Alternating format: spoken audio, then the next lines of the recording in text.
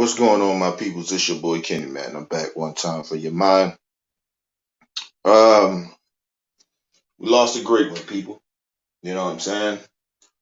Um, R.I.P. to DMX, man. Um, you know, and condolences to his family and his kids, man. Listen, man, DMX was a difficult dude to uh kind of understand sometimes. You know what I'm saying? As people thought about all the mistakes that he made, with his family, with his wife, with his kids, with other baby mamas that he had. Um, you know, the lifestyle of being a superstar, just being famous in a way. You know what I'm saying? Um, like I said, man, if all of you know, like I said, man, everybody in the world, everybody in the world is not going to understand you. And people are not going to look at some of these celebrities as human beings in a way. For the last couple of days, ever since the situation happened with him overdosing, I seen a lot of um I wouldn't even call it hate, and I wouldn't call it jealousy. I don't think it's that. I think it's more of a lot of people have lost their humanity. And some people are very religious and some people are not. I chalk it up to people. It's not even it's a belief system, but I just chalk it up because I'm not religious. I chalk it up is that people has lost their humanity. People people forget that they're not perfect, or somehow, some way that they forget that they got their own bullshit. And it's much easier for them to lash out at others or say horrible shit about other people. You know what I mean? Especially, I always say it's bad energy, man. I don't understand people and their bad energy. I don't understand the way that people mind thinks of that. You don't know motherfuckers, but you will go out of your way to try to humiliate, disrespect, um, and just be a real bad person to make yourself feel better about yourself. That's what I chalk that shit up to. Now the religious folks look at it another certain way. I was looking at the brother Hassan Campbell shit, and I'm gonna get into him in a little minute because he's one of the people that I'm talking about. Um, some people are very religious, and some people look at it as karma, or some people they may look at it as it's time to go. Um, he been living the devil's life. He been in the industry and all this other crazy shit, right? So listen, all those things could be true. The problem is with people in the world is that motherfuckers think they are on somehow the same level as God because maybe you're not doing what others may be doing that you may perceive as wrong, or you really truly think that's wrong, right? But people are pretending that they on the same level as God. So they think that they can come out because we got social media now. People act like they have because it's my First Amendment to speak. I should be able to say whatever the fuck I want. Sometimes I keep telling people, sometimes just shut the fuck up. It ain't got nothing to do with you. If you learn how to mind your business, your energy might be better. And it always mind boggles me that people talk about shit that shouldn't even be talked about. It's the wrong shit to focus on. And then the shit that they need to focus on and put all their energy into, they ignore or they turn a blind eye to. You know what I mean? They don't spend the energy and the time and the words and all that fucking, that anger and that passion and shit, or motion, to the shit that they need to focus on. So, what up, Nick? Um, it's highly incredible that people in this world are just so judgmental. And I know it's a human nature type. It's part of people being human beings, but the audacity of some people in the world that think that just because you can speak about something, you have to speak on it. It's an old saying back in the day that I learned from, my the people that helped raise me. You know, you heard it, my people. Some of y'all heard it, maybe some of y'all didn't. But if you ain't got nothing good to say, don't say nothing at all. And that shit rings true to this day right now, because motherfuckers sit out here and they was talking mad shit about DMX having an overdose, and well, that's kind of what he did, and all types of crazy, unnecessary shit.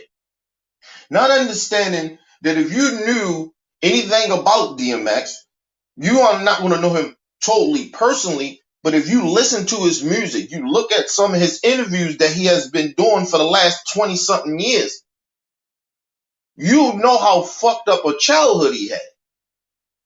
And listen, as strong as that brother was, he still had his demons. Some of that shit he couldn't get over. That's why I would never try to shit on shit on people a lot of the times, and try to pretend that my struggle is much worse than the next person's. I'm more of I'm glad I kind of went through my struggles. I look at it as a blessing. Some people can't. Some people can't get over the pain. I know plenty of brothers, I know plenty of sisters that I grew up with, family members, whoever that can't get over it. So they go to the bottle and they can't get off of it. Some people go to the drugs and they just can't get over the pain. It's not a handbook of going through the struggles of where a lot of us come from. And it's a handbook to tell you emotionally how to fix that shit. And then by the time you get to a point in your life as a grown-ass adult where you've been most likely probably taking care of yourself all your life, damn near, or at least half of your life, who the fuck you gonna listen to? Because you feel in your mind that you done made it this far without motherfuckers telling you what you can and can't do, or what you should and should not do. So you get stuck in your ways, and you depend on what brings you this far. Now, the brother DMX went through a lot of pain in his life, and I always told y'all I don't have the patience with people that's on drugs. It's not because I don't feel the pain and I ain't got the empathy for it. It's just because my mom was on it, and I seen so many people fall victim to the shit. My aunt just passed away. She was on the shit, back in the day. She been clean for years, just like my mom. But so my patient level of the shit is different from people. I don't like to deal with it. I don't like to deal with people that's on drugs. Just my honest opinion. Doesn't mean I don't have empathy and sympathy for them. It's just that I don't like dealing with it because it brings pain to me. So, but I understood why people don't understand when you on those type of hard nosed drugs. It's hard to get off of that shit, especially when you at a point in your life that you got over and over, especially for celebrities, over and over, that it doesn't matter. Like the more famous you are, the more easy access to get to those drugs and slip and fall.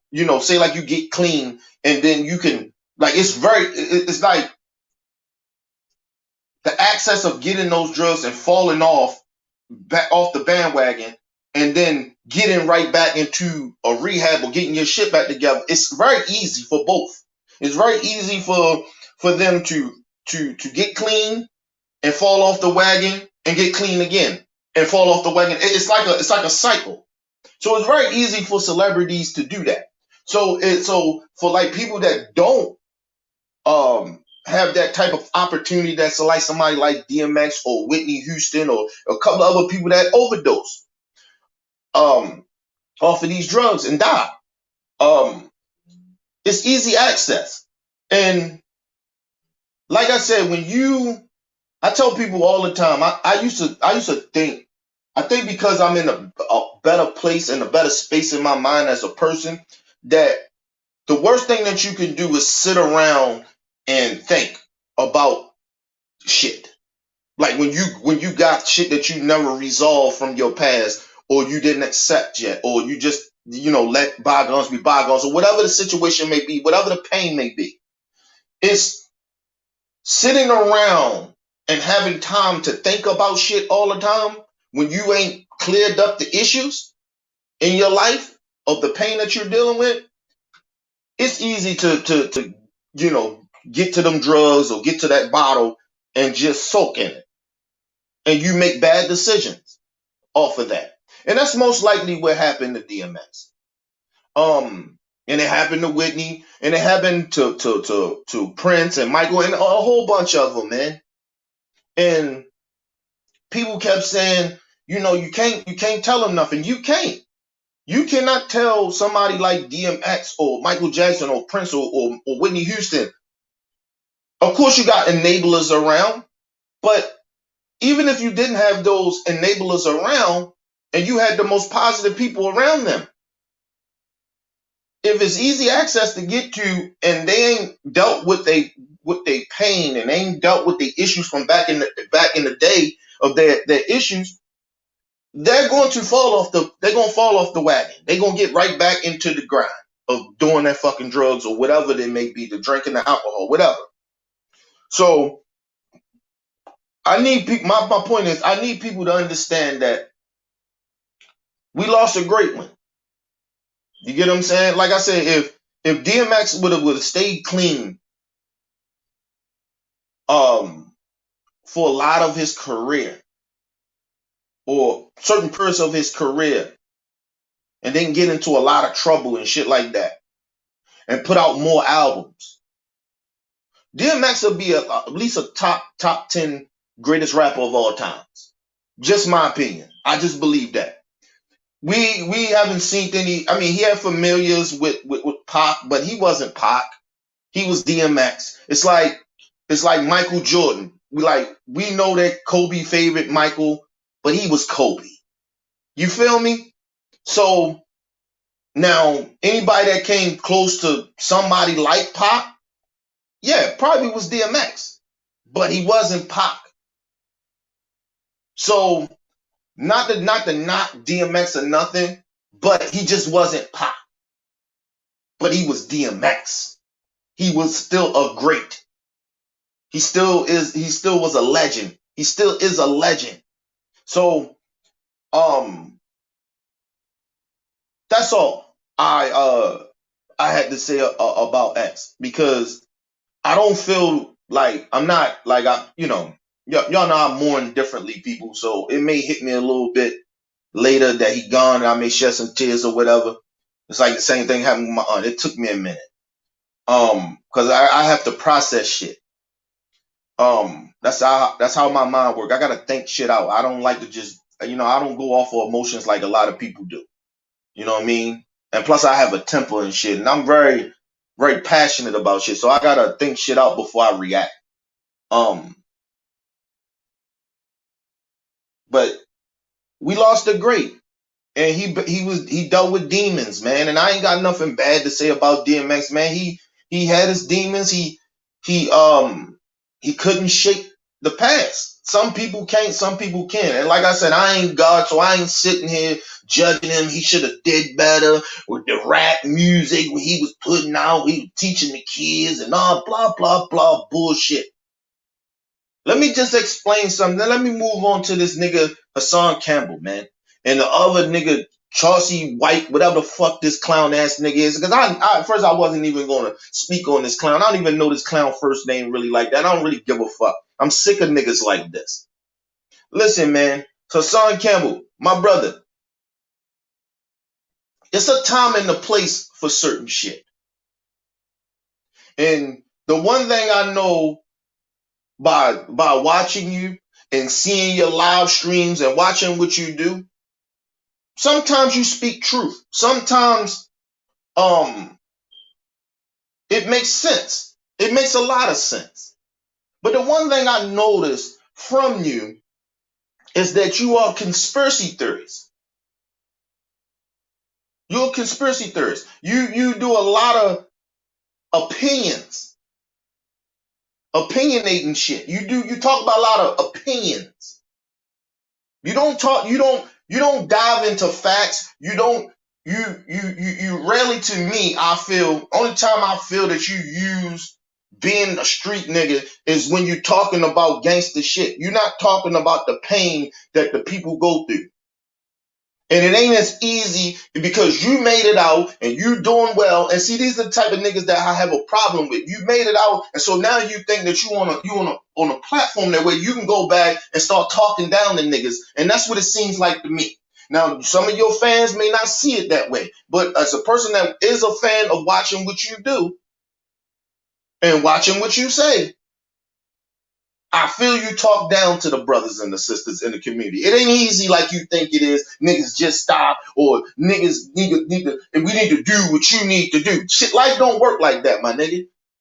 Life don't work like that. If that was true, everything the fuck I say on my platform, I believe everybody should be doing. Because I think that's the right path to do shit. But I'm very self-aware that is impossible for everybody to think the way I think.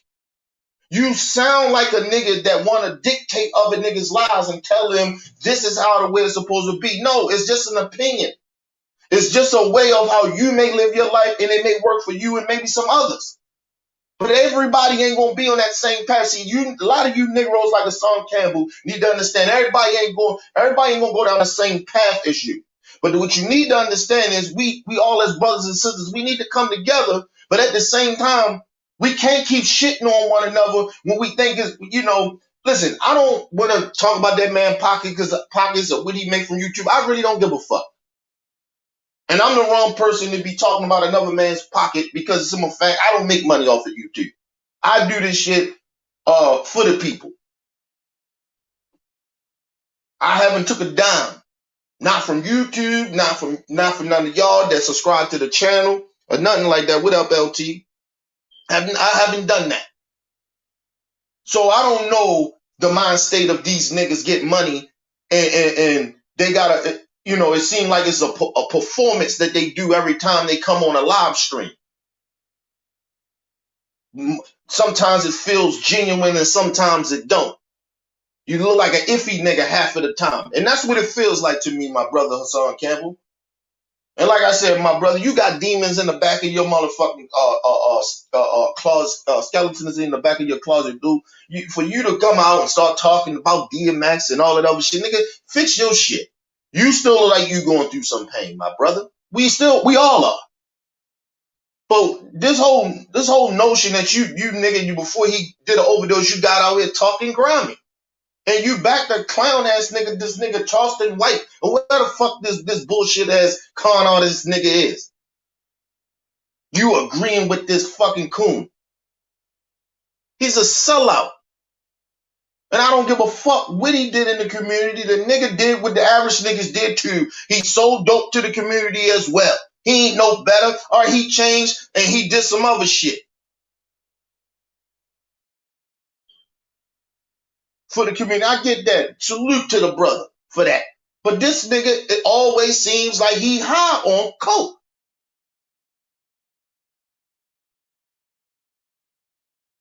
And he talks nonsense. He just talking, just saying shit. Just want to stir up trouble. Be disrespectful. Listen, the problem with you niggas is that you niggas don't know sometimes it's not the time to be disrespectful to everybody. The reason I'm saying what I'm saying about this nigga Charleston White is because I've been watching this nigga for a minute. And I've been watching him going around and around over and over again, being disrespectful to motherfuckers. And like I said, my nigga, I don't know what hood or what community he from, but nigga, that raw tough Tony Talk shit, nigga, get you clapped where I'm from. You watch your mouth when you don't know niggas. And I'm sick of niggas doing that. And so Hassan Campbell, sometimes you sound like this nigga. You want to ridicule every black celebrity. But when Donald Trump was in office, niggas, I seen you side with Donald Trump. I don't give a fuck if Donald Trump was right about anything, nigga. I ain't side with no racist. I ain't agreeing with nothing. I ain't gonna say I ain't gonna agree with nothing he said, but I'm not gonna be sitting there glorifying what this nigga is saying because he said one good thing that made sense. But I seen you do that. And just let me say this to you. I notice all you do is talk about black celebrities. All I see you do is talk about black brothers and sisters. I don't never see you talk about these white supremacists. And maybe that ain't your lane, maybe whatever it may be. But my brother, you can't get mad at some of us that look at you like, yo, what are you doing that for?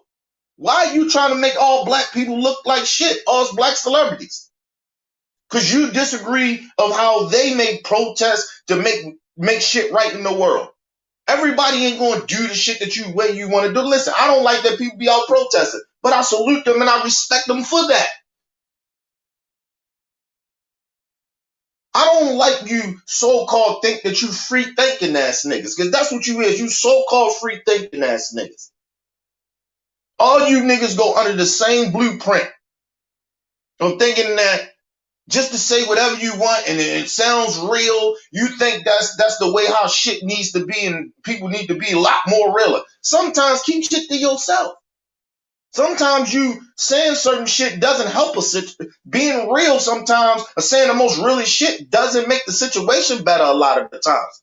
You should know that. You supposed to come from the streets, nigga. You know you have bit your tongue a couple of fucking times in the hood, even though you wanted to say some real shit to a nigga, but you kept your mouth shut. And it ain't no different, nigga. For a whole week, you was running your fucking mouth about DMX, and then you come back off the other day or two or something like that, and then try to respond and then try to clean it up a little bit.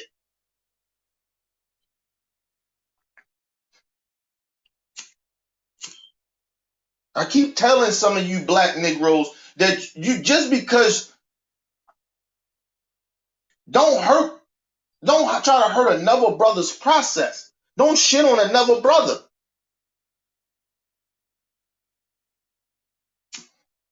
When you don't have to. He ain't had no reason. He ain't had no reason to do that to DMX. He had no reason to do that. And if you go back, and I know he was talking about the music industry, but if you look at any of DMX shit or all his music, nigga, he talked about God. He talked about the devil when he fall, when he do bad shit. It's the devil taking over. He understood shit. It was meaning in his music. He wasn't just talking about shoot 'em up, bang, bang shit. So for you to come out in the beginning talking all that fucking raw fuck shit and then try to clean it up later was an insult to the rest of us intelligence of what you was doing.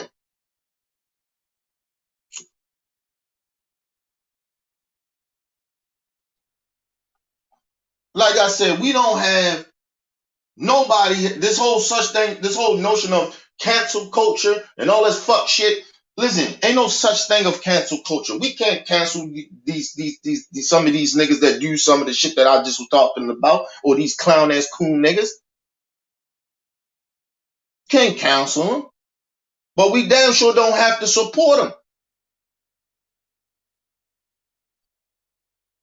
And we have to understand too, as reasonable black people in this world, is that people like that we need to keep as a distance, but at the same time understand and let them niggas know the door is always unlocked whenever you get off that fuck shit.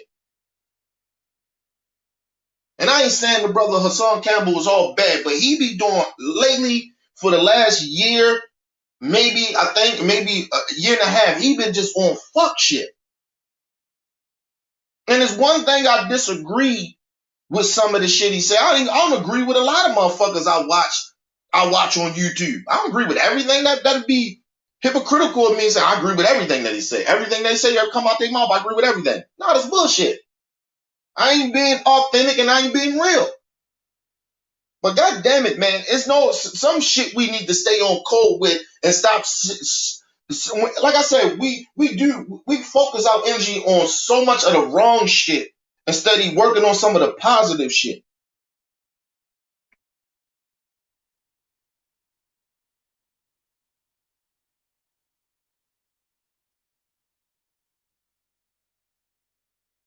In my lifetime, I have never seen a bunch of black people that show so much hate and envy and the lack of respect they have for each other.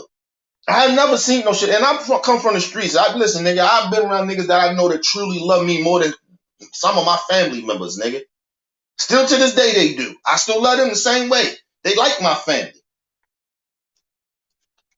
I don't know what it is about a lot of these old generational ass niggas my age or older, that like to sit here and it was one, it always bothered me because I remember back in the day, niggas that was my age used to always say these old niggas is out of touch and they don't know, they need to sit their old asses down, they don't know everything and all this other shit. You know how niggas, how when you young you talk that shit about the old heads.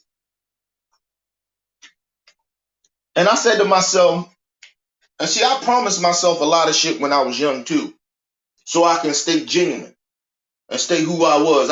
It was certain shit about me that I kept, even when I was out in the street doing wrong. And I said to myself, because I used to look at the old heads like these niggas always hating. And I said to myself, whenever I get that age or get older like that, I'd never try to treat the youth like that. I'd never be one of them old ass niggas that keep shitting on the young folks like that and act like they don't have a right in the space to make the mistakes, and some of them gonna survive and some of them not. That comes with the game. And I'm not talking about the dope game or the hood game. I'm talking about the life game. And I promised myself I wouldn't be like these niggas, man. These old ass niggas that out of touch.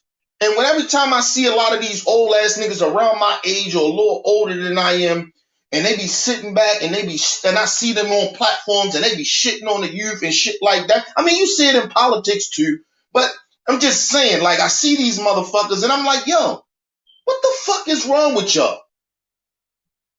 Y'all niggas y'all forgot that y'all was their age?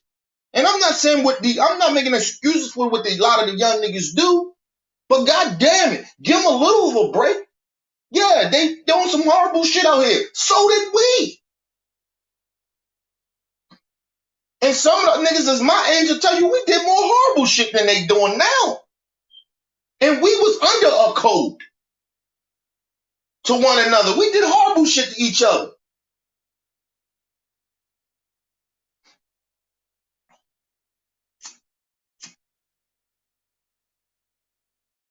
I promise myself even to this day, I still promise myself, I don't give a fuck how old I get and how much knowledge I get.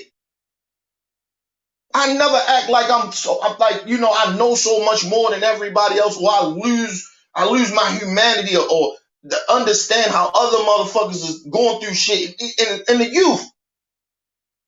The fucking future, no matter if they doing good or bad, it may be a lot of them that come out there and help change the world for all the fuck we know. But who the fuck is us as older motherfuckers to sit there and take away their confidence? Because let me just tell you something. You see these old niggas, these young niggas act like they don't give a fuck. We was their age before. We used to say the same shit. That shit hurted when the old niggas did it to us. So I know it hurt them.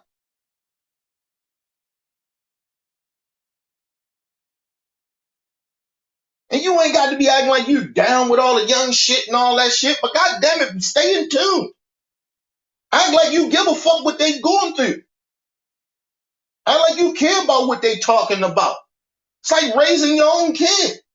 You want to be hip to a point that way you understand your kid. The fuck out of here, man. Listen, this nigga Hassan Campbell, niggas like him, and then niggas Charleston White, man, get the fuck out of here with that shit. You niggas are just sound like old bitter ass niggas on the internet. That's what it sounds like to me. And some of it comes off as jealousy. You mad at all the black celebrities, they in the devil's music. Nigga, was it the devil's music when they was doing blues back in the day, nigga? Was it devil music when the 90s was doing the music? When we all agree, maybe some of the young niggas may not say this, but we all agree, as far as when it comes to hip hop, the 90s was the best era of hip hop and R&B. And that's a toss up because you gotta think about the Motown days. Because they had some classic shit back then, nigga. I was just listening to a lot of that shit the other day.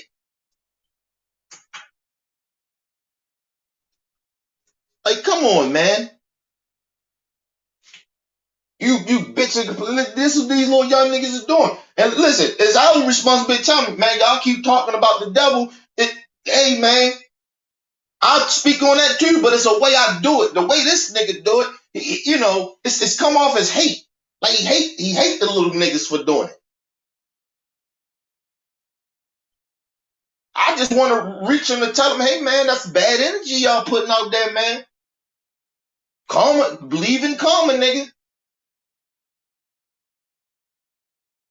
And I always tell the young niggas, you ain't gonna be a gangster for the rest of your life. Believe you me. Being a gangster got an expiring date on it, nigga. And I don't give a fuck. I'm not talking about just talking about death. The fuck out of here. But these niggas that be old and out of, and it's not that they out of touch. It's that these niggas forgot that they was young. And it's not our responsibility to shit on the youth and take away their confidence. And make it seem like we against them. That's not what we supposed to be doing. And like I said, as an OG, I can understand if I can see that. Why the fuck these niggas can't? And Hassan Campbell is like a couple of years older than me. He's like around my cousins in them age. My cousins in them like three or 4 years older than I am. So this nigga ain't he ain't that older than me. He ain't younger than me and no shit like that. So he gotta know better. This is not what we supposed to be doing with the platforms and the knowledge that we have from coming from these situations of the neighborhoods that we come from, the communities that we come from, of the struggle. It's not what we supposed to be doing. And let's be very, very honest. It's not our error to be sitting here shitting on the young folks for their error. We supposed to be bringing respect to them. We should be showing them how to do it. And they're going to make mistakes, and some of them going to make it and some of them not. It comes with the life game, man. Shit, I knew niggas that wasn't even part of street shit, and they just didn't make it. Motherfucker went to school, you know what I'm saying? My best friend, this nigga was an A student. He got caught up in the street game, got caught up in the life game of the community. And nigga, he lost his life at an early age. He wasn't even 18. Had my little homie. God rest his soul, Yoda. He wasn't really in them streets like that, but he hung around us. He hung around street niggas. And he got caught up. And the nigga was getting ready to go to college. He was going to one of the best schools in Baltimore City. He had a scholarship for track and field. And he died months before he was getting ready to go for that get ready to leave to go to that school for that scholarship. Because he got caught up in the game. Everybody don't make it. It don't mean that everybody was bad. Everybody shooting and killing each other. Nigga, it's not like that. I'm sick of niggas my age doing that fuck shit, nigga. We sound like the old niggas that we used to be bitching and complaining about. They did it to us.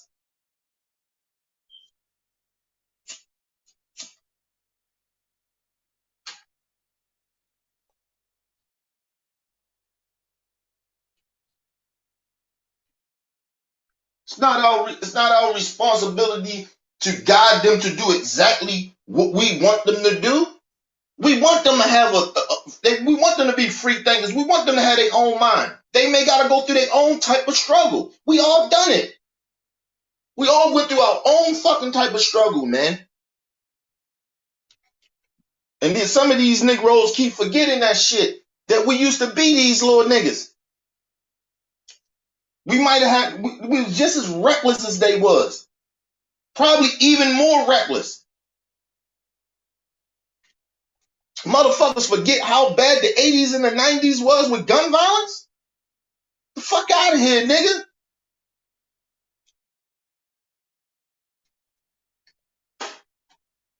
Small as my motherfucking city, my city is, nigga. Small as my city is, nigga. We right now before this we still had the highest we was in the top 5 highest crime rates of death back in the 90s, back in the 80s. What the fuck, motherfuckers forgot?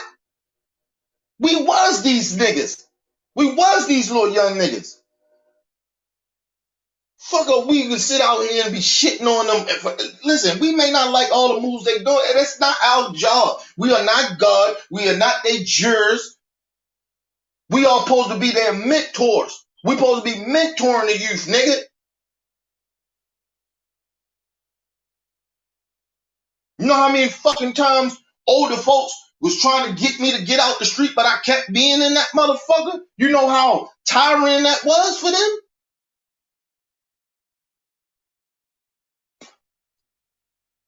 You know how proud a lot of my OGs and a lot of old motherfuckers see me now, old family, and say, we talked all that shit, we didn't think you was gonna make it, boy. And they sit back and they just stare at me. Cause some of them can't even believe I'm still here.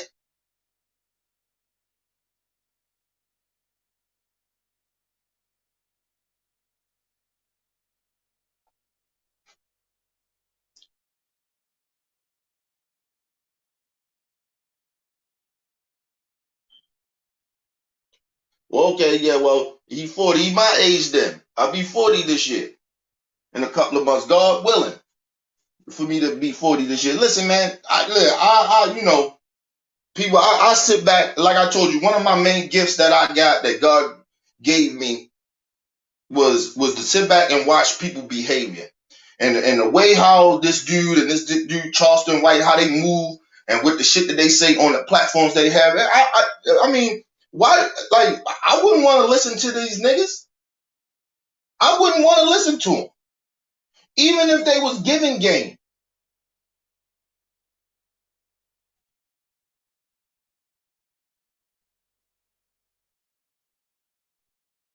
We supposed to learn from our OGs of how they was trying to teach us and it didn't work. We supposed to try to do better to reach the youth.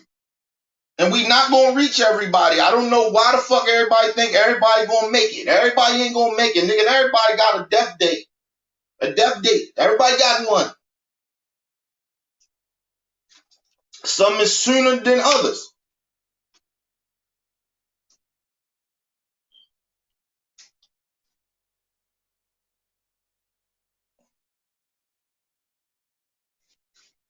No, I don't think he 50 plus. I don't think the dude I think the dude Charleston White may be, but I don't know. But he looked bad to be 50. This nigga look like he my uncles in them age, nigga. Nigga look like a former crackhead. That's what he looked like. Fuck out of here, man. I don't think Hassan Campbell that old. I think he about 40, 41 or something like that. He may be 42 or 3 or something like that, but I don't think he that old. He not that older than I am. We come from the same fucking earth. And you know, like, you know, I get sick of this shit, man. I get sick of these niggas. Like the whole week this nigga was just like shit he said about DMX. Like, dude, it was uncalled for. It was uncalled for. We got plenty of white supremacists that's on the internet to do that. You ain't got to do that as black people, nigga. And like I said, all I noticed that he does for the last year and a half is just shit on black people. And I'm like, yo, come on, man. If you ain't giving no, you like, it's not even good criticism, dude. It's all fuck shit to me. That's what it seems to me, and I don't like that shit. I get sick of that shit, man. And look, the brother is very intelligent. He says some good shit a lot of the times. It's just, the nigga, he be going overboard. And then sometimes it makes me wonder when he go overboard like that. I know he get the money from the YouTube and shit like that or whatever. Nigga just be, it's almost seem like it's starting to be a performance for him instead of for what actually, like I always tell people, and I always explain this to people. I explain to why I created my channel. Because I want people to know that my shit is genuine. Listen, I don't get paid for this shit. And I really don't want to, because I feel like this is my way of giving back and helping the way that I can help in the way that I want to, because financially I'm having to do it like I want to. So, you know what I mean? So to get back to my people, for all the hurt and the shame and the disrespectful shit that I have done to the community, I recognize that shit. But these niggas, they make money off of this shit, and it seems like it's just a performance.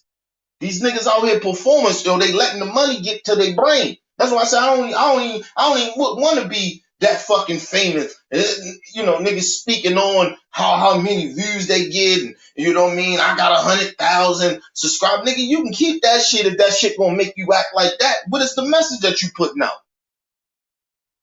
I don't want to be a part of that shit.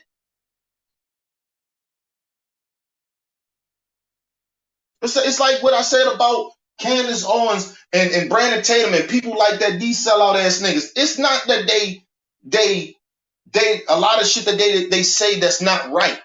Like they say some right shit. They say some good shit sometimes.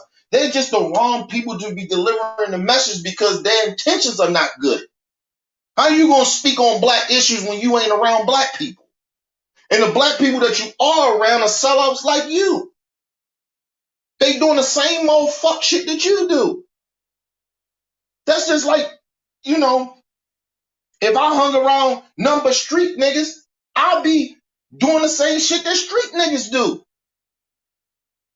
But I don't hang around street niggas, so I'm on a more of a positive way of how I move and how I talk and how I conduct myself.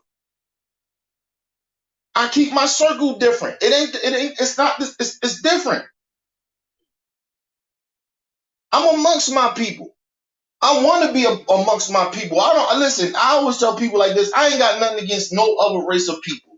I really truly don't. Even the white racist motherfuckers, I really actually don't really give a fuck about them. The reason I speak on the shit like that is to drop knowledge so my black people can open up their mind to see who some of these people really are. That's it. Other than that, man, if I ain't had to talk about these motherfuckers, I wouldn't talk about them.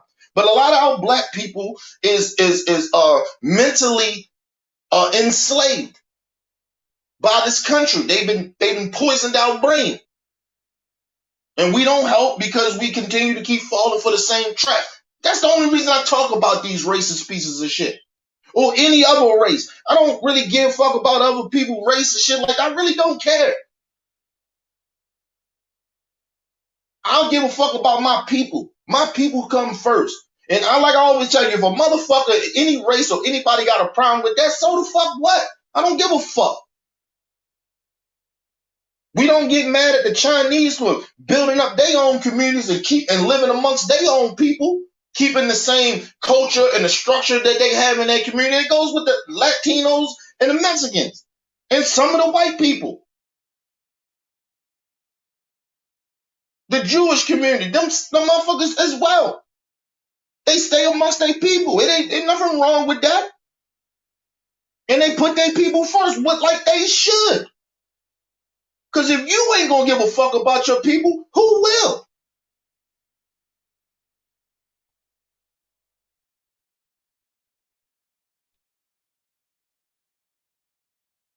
These people, listen, man, A lot of these people on YouTube, man, and like I said, we can't cancel nobody. There ain't no such thing as cancel culture. There's no such thing of that shit. Okay? And like I said, motherfuckers can continue to keep saying that dumbass shit. It gets old. Because it's not true. I can't tell people to not go. I mean, I can tell you not to go watch this dude, but I want people to go watch this dude so people can see what the fuck I'm saying that he's doing. I don't want him canceled. I want people to see Candace Owens and all them. I want them to have what they have so you can see what I'm seeing. Because it's one thing if I'm saying this shit. It's another thing. I don't want you just to believe it because I'm saying it. I want you to see what I'm seeing.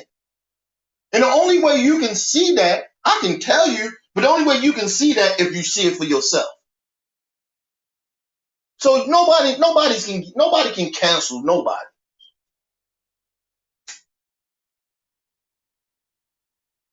Only way you get canceled is when you die or go to jail. It's the only way you get canceled, people.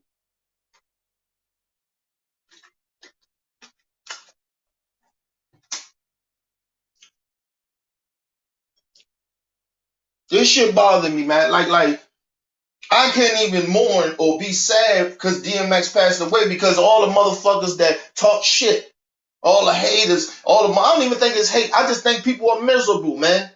There's no way impossible that you took this man's death. And it's not like he was some violent criminal or some shit like that. Listen, man, DMX did a lot of fucked up shit back in his day. He's out robbing and shit like that. I get that. We all got our passes doing shit. The man, after that, the man was a famous superstar, entertainer that was addicted to drugs, just like Elvis and all the rest of those motherfuckers so-called heroes, and nobody talk about that. Listen, nigga, how the fuck we gonna shit on DMX when nobody shits on? Niggas still praise Elvis Presley, and this motherfucker was molesting little kids. He married a fucking 17-year-old kid. But motherfucker still out here talking about he's the greatest entertainer of all time. No, the fuck he ain't. He stole moves. He stole music.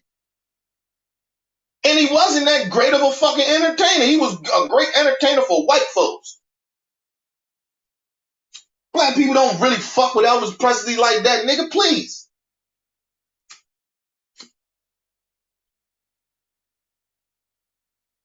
And let's not forget, Elvis Presley was a racist too. Real tough. But like I said, the brother Hassan Campbell, he never talks about shit like that. He always just go after the brothers and the sisters. That's all he do. Every time I see his shit.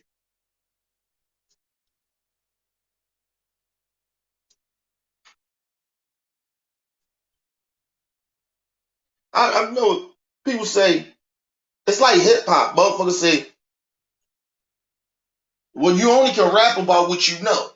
Right? That is true. Part of that's true.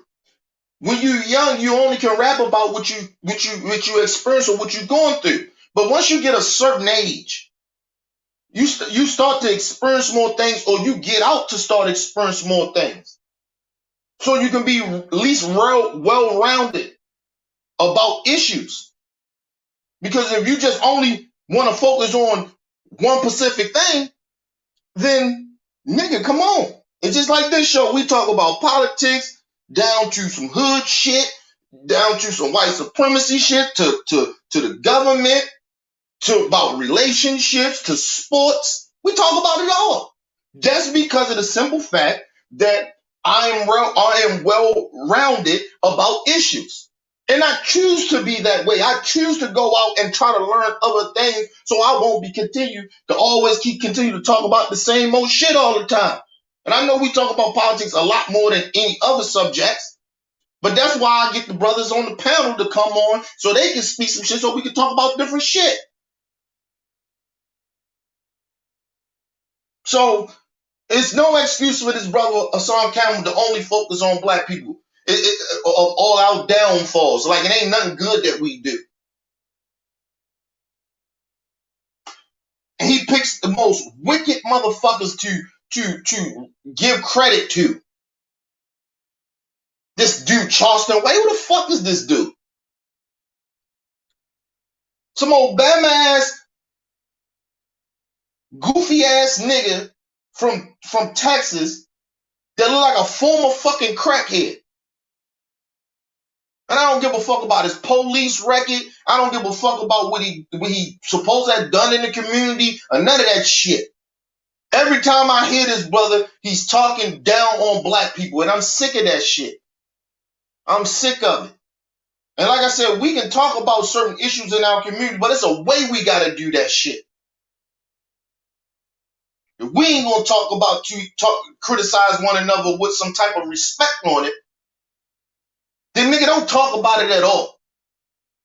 And like I said, if I go at it a brother and sister, that mean they doing something to the community in a vile way. In a real foul way. Listen, man.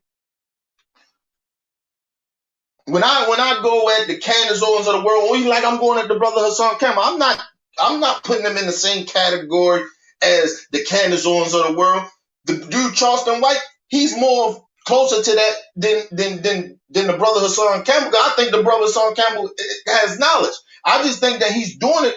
He's going at this shit the wrong way. And I'm not saying he got to do it the way exactly how I want him to do it, but it's a way to check yourself when you out of pocket. It's like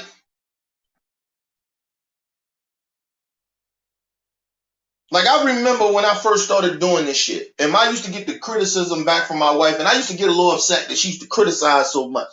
And it wasn't like she was being harsh or no shit like that. I just didn't want to. I want to hear no criticism come from somebody I love and I respect. But sometimes you want to hear from people that you love and respect, because at least they're gonna be real with you. And she used to give me criticism all the time about the shows, how I need to do this and how I shouldn't do this and blah blah blah. And that shit used to offend me. But then after a while, you get over that shit because you know it's genuine and it's coming from a good place. And like I said, I'm not shitting on the brother. I'm just checking him. He out of pocket. He been out of pocket for like a year and a half. I've been watching this dude for at least like 2 years. And he just been out of pocket for me.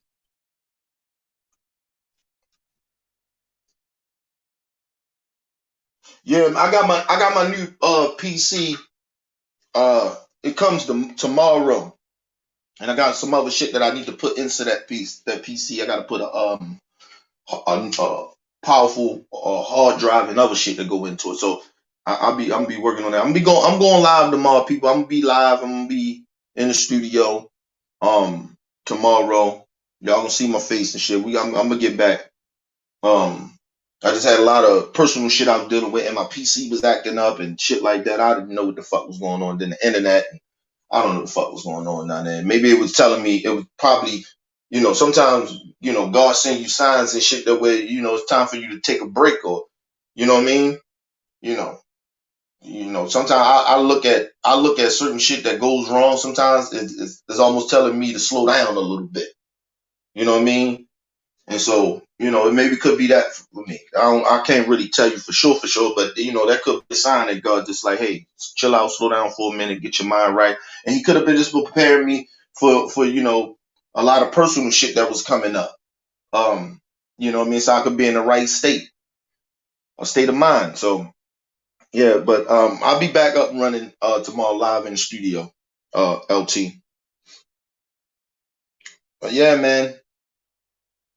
I just need, people need to, some of us black people, we need to check ourselves, man. I don't give a fuck about other races of people like that. They get checked, they get out of pocket, we check them, we go hard on them. I don't give a fuck. But our black people, we gotta do better how we communicate with each other. We gotta do better of how we criticize one another. You know what I'm saying? You ain't automatically gotta just go full force belligerent on your brothers and sisters because you dislike what they do. You know what I mean? Just like the brother Hassan Campbell. I'm not fully going crazy on the brother. I'm just saying he just need to be checked. Somebody need to be around him telling him, hey man, you be out of pocket sometimes, bro. You know what I mean?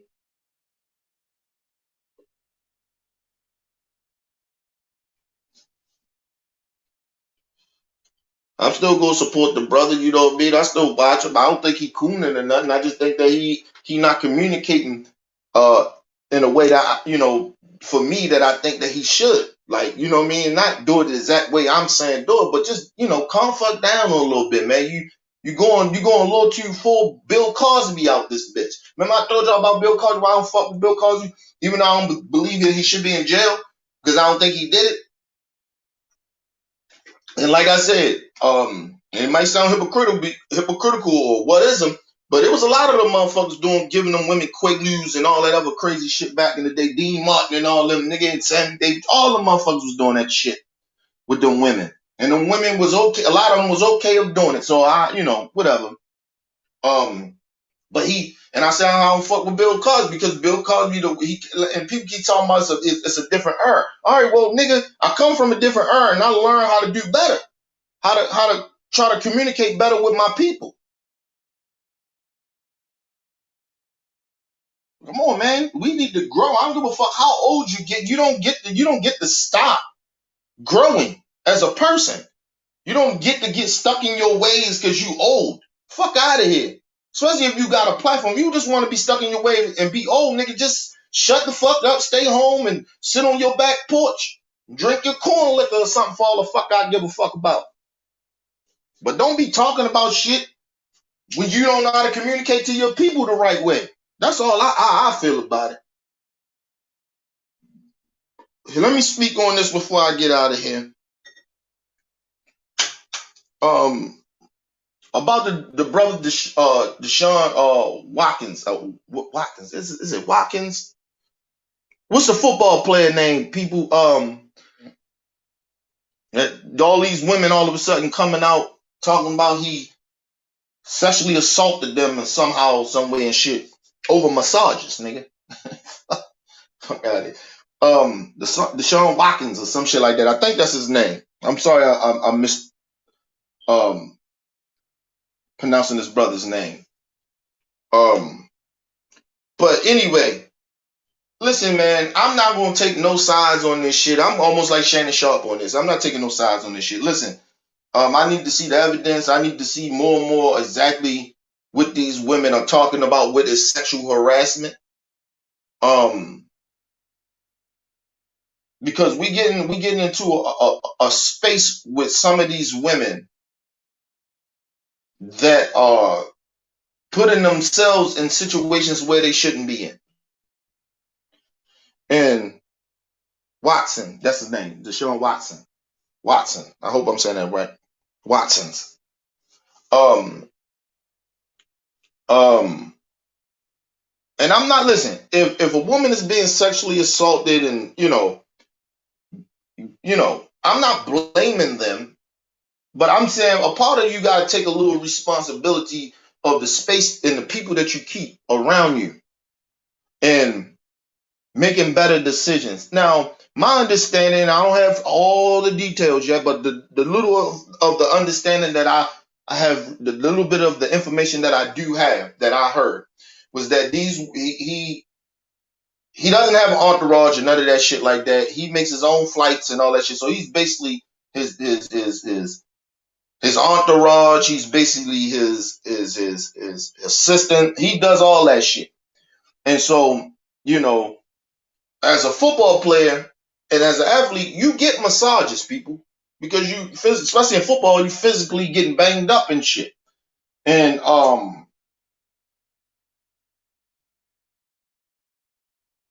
now, from my understanding, other than maybe like two of the women is accusing him of actually assaulting them, right? But I don't know all the details about that yet. So my understanding is that he was online, which a lot of these young dudes do. A lot of young kids do all the time. Like I said, the internet could be a blessing, but it could be a curse too. You know what I mean? It could be good and bad. It depends how people use it. Like I said, some shit could be good and people can turn shit bad, turn shit into being bad, or something bad start happening with things. And he was looking for people to, or for people that do massages. So a lot of the women, that accused his brother of sexual assault or whatever, right? Basically said that he would come in and ask them to rub certain places and he was naked and shit like that. And I'm like, usually when you go get a massage, usually you is probably down there butt naked. You get what I'm saying? And mind you, we in a new day and age, right? But I want to. I know we're in a new day and age, but this is where it come into being responsible people. About your own safety. This is why I say a part of these women should take a little responsibility into what they do. Um, you promoting to being a massage therapist or whatever, right? A person that get massage. I guess you call them massage therapists, right? Listen, you do not, and I mean you do not, invite no man, give a fuck if he's famous or he's not famous. You don't invite them to your house to give them a personal massage in your fucking house. And if you do that, you better have some people in there with you.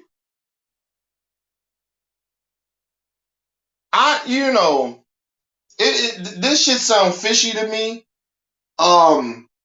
It seemed like a lot of irresponsible shit from both sides.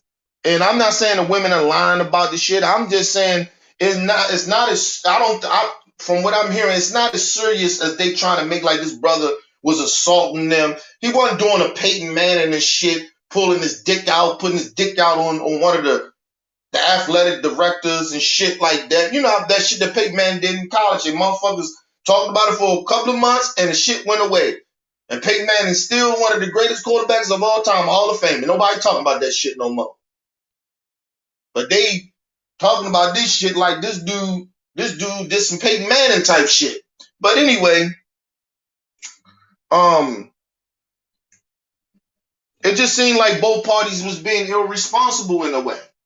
I think that Deshaun Watson, he should have, like, you famous, dude. You shouldn't be going to none of these women's houses. And like I said, we need to see some of the DMs and the text messages and shit like that.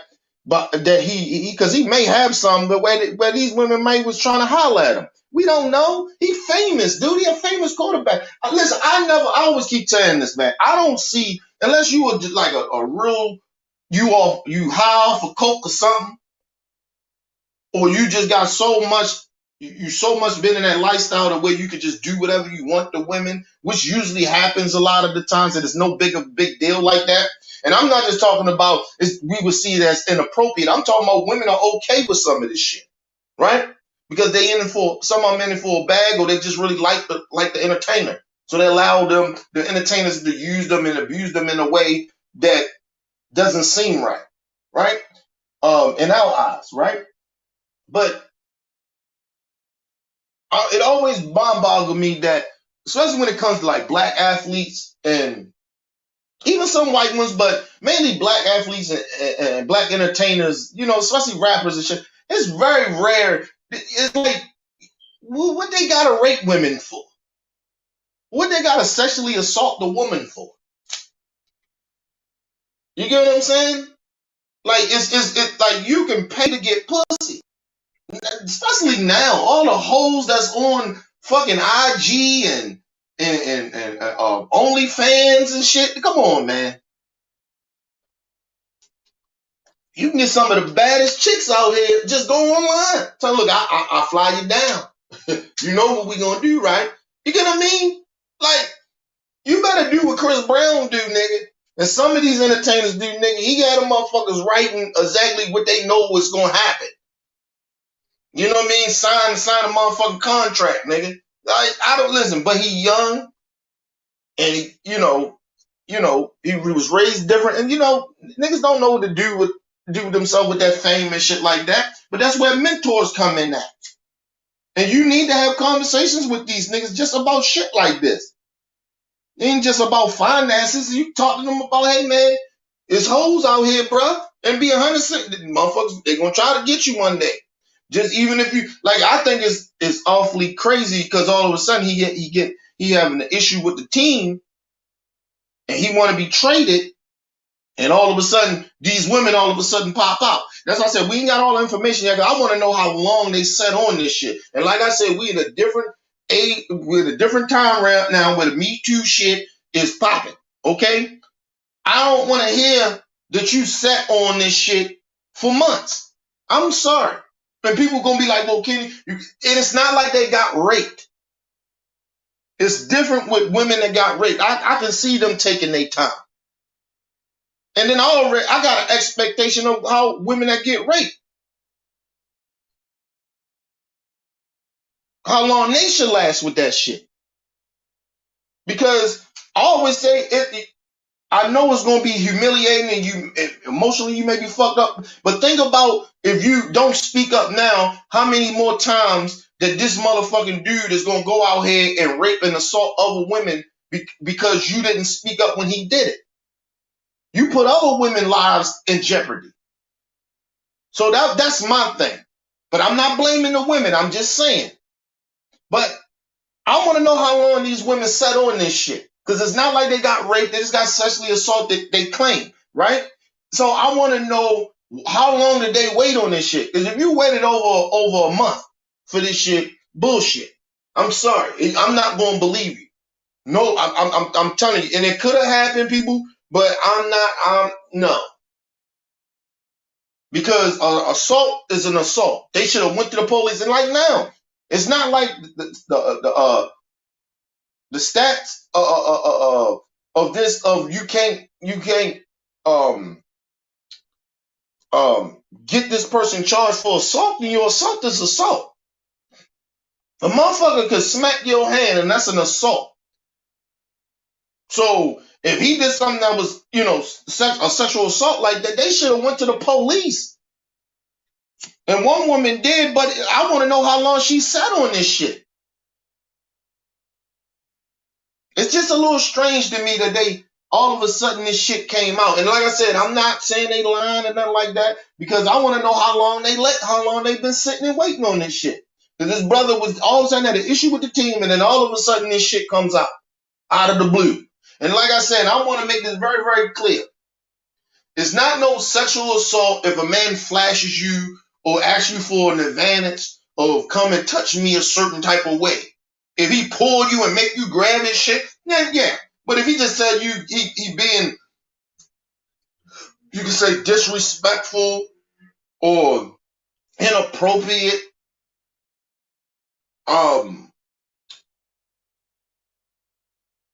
you know what I'm saying? You might be it's not sexual assault, you've been sexually harassed in that way. That's more around that realm. But sexual assault sounds a little, a little overboard to me. You get what I'm saying?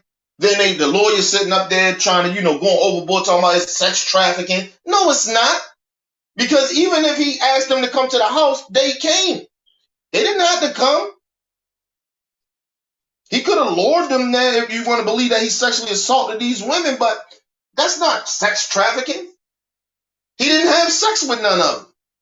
He didn't make none of them have sex, so it's not sex trafficking. See, this is the shit I be saying, man. Like I told you, I think people think that the people are stupid.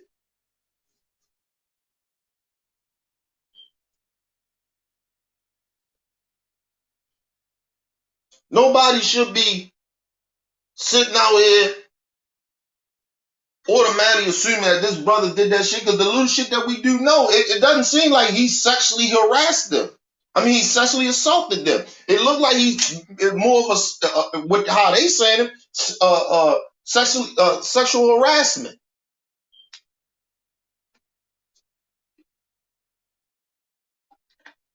And like I said, man, I'm gonna take my shot. If I'm Deshaun Watson and a chick say she gonna give me a massage, I'm gonna take my shot. See, hey, girl, what's up? So, come on, man. You invite me to y'all. No, man, you don't invite me to your house. And then for brothers, don't go to nobody's motherfucking house without nobody being there. Seriously, you don't know. And listen, motherfuckers like, oh, here you go, Kenny, talking about race. But hey, man, Look at these women are white. What I keep telling you niggas about these white girls.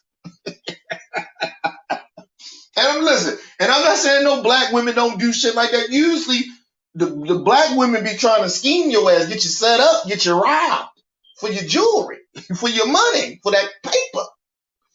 You get what I'm saying? Hold on, people.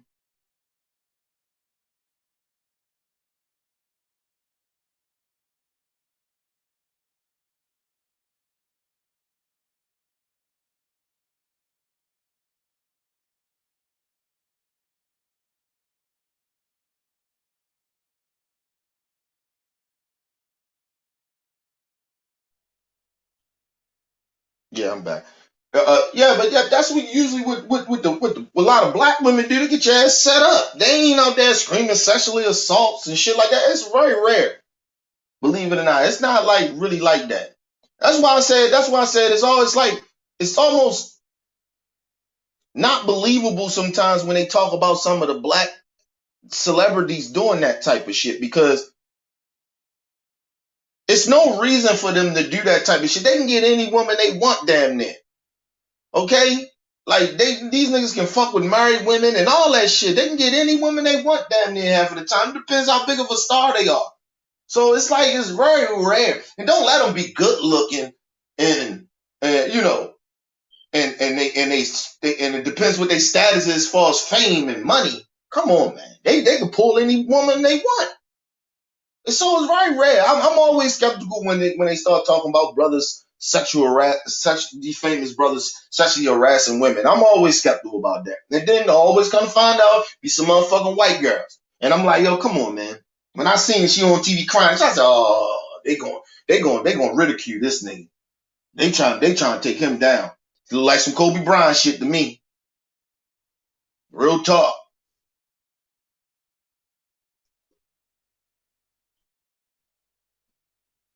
And like I said, the brother gonna be fine. I think as far as I think because you know he probably can get over it. And he maybe can't because they might use this shit. If he lose this lawsuit, it's just a lawsuit. It's about money, so they going the money route. And so if he loses it, they might bring charges against this nigga because he got found guilty and you know in illegal fees. Like I said, if I'm him, I'm not giving. If I didn't do it, I'm not giving them that dime. I'd rather spend all my motherfucking money unless I have to at the end. If they find me guilty, then yeah.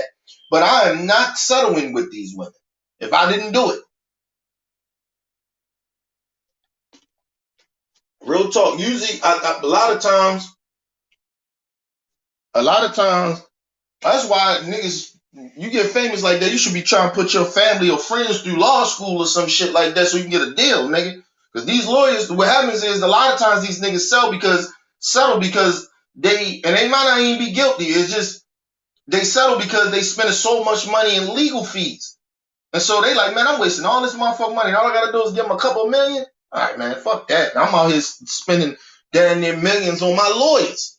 So I'm spending double, triple half of the fucking time. Especially if it's not 100% sure that even if you're not guilty or not, that you're gonna win the lawsuit. So niggas like fuck that shit. And then it comes with damaging your image and shit like that. So niggas be settling, man. And I wouldn't settle. That's just me. You know, I gotta have my motherfucking dignity and respect, morals over money. I don't give a fuck about that shit. I go broke, motherfucker, playing with my character of sexually harassing or sexually assaulting a woman. And I take that shit very, very, very, very seriously in that way of my reputation because number one, I got a wife and I got a daughter and I got plenty of girl cousins and little girl cousins, nieces and shit. Nah, man, sisters and shit. Nah, man, I'm surrounded by nothing but a lot of women in my family, aunties and shit. My grandmother and shit, man. Nah, I don't think I can settle. I'll go forever go broke, nigga. Real talk. Cause that, you know, that's fucking with me. Just not. I don't give. I mean, I care about you care about how people will perceive it, but I care more about my how I would see that shit. So you know, like I said, hopefully the brother get through this shit. We'll find out more information. If the brother's guilty, you know me, I'm gonna roast his ass. I'm gonna say the scum of the earth, he ain't shit. He ain't had to do all that money you got, nigga. You out here sexually assaulting these women for what? And they don't even look that good. And that's the fucked up part about it. They don't even look that good. They don't look good. These are some not very good looking women, and I don't want to get disrespectful because of the simple fact that we don't know if they're telling the truth or not. So I'm just gonna say they're not very attractive. They're not very good looking. And that may be his type, for all we know, but I'm just saying they're not very good looking for him to be sitting there sexually harassing these women. They look like it more like he can wine and dine them, throw some game to them, and get the pussy. You know what I'm saying? You know, we don't, like I said, well, I need to find out a lot of these women. I not know that. Listen, we focus on a person that is actually being accused of this shit and his background and that shit. I like to get into the accuser's background as well to see, okay, what's your angle? See, somebody dead and get killed in murder or something like that. I don't give a fuck about their past, but they're alive and something like that and they're accusing somebody of something. We need to know what the fuck this is about. What's your background? Why did this happen? Like, is you truthful about this shit? You destroying somebody's life. That's why, listen, man. That's why I say, man, people need to be more careful about being around these white women. Seriously, I'm serious about that. And don't get me wrong, it probably be some black women sit out there, get on the motherfucking bandwagon too, just like they did with Bill Cosby and shit. You get what I'm saying? Now, R. Kelly, that's a different story, nigga. We all know about Kells. You know what I mean? That ain't got nothing race. It's nothing really that. I mean, the only race thing about it is that they got rapists and murderers and shit that they still, slave owners and shit that they still praising in these history books and in this country. And somehow, some way, we don't still supposed to look at the great music that R. Kelly made. I don't understand about that. You know what I mean? It's double standards. That's all I'm saying. You know, real talk. You can't say, oh, well, that happened in the past. Well, motherfuckers still, right now, still praising these motherfuckers. Same thing with Elvis Presley. You motherfuckers still praising the king. The motherfucker, the king of stealing people's shit. That's what the fuck almost he the king of. Yeah, the king of being a pedophile, nigga. That's what he is. But, you know, it's mind-boggling. The Cosby shit, same thing, all them white women, man. Come on, man. I'm always skeptical about that shit. And people, you looking at it on the race thing. You damn right. Because we have evidence and that proof that every time black niggas get money, here come them white girls. And I said saying black women don't become, like I said, but usually black women set black men up to get pregnant so they can get some child support, or they set them up to try to steal their money and get them robbed or some shit. You know what I mean? Scheme them. You don't hear black women coming out here talking about he sexually assaulted me. I'm taking him to court for the money. Black women, that ain't how black women get down. And I'm not saying what they robbing niggas and setting niggas up to have babies and shit like that. I'm not saying that shit is right, but I'm just saying that sound more like what a black woman would do than this shit that, setting niggas up for money, lying or saying that they got sexually assaulted and shit like that. And like I said, and I mean this shit. If some of these women are so sensitive of how men are so aggressive, we for hundreds of years in this country, men, I don't give a fuck what color skin they are, men has been very aggressive with women. It's going to take a minute for some men to get out of how to approach women in a way of more of a respectful way that how they want it. You get what I mean? We used to certain shit. We used to coming at women in a certain way, and it's been tolerated. And so it's going to take men to work on how we need to come to these women. But some of these women are a little too sensitive for me.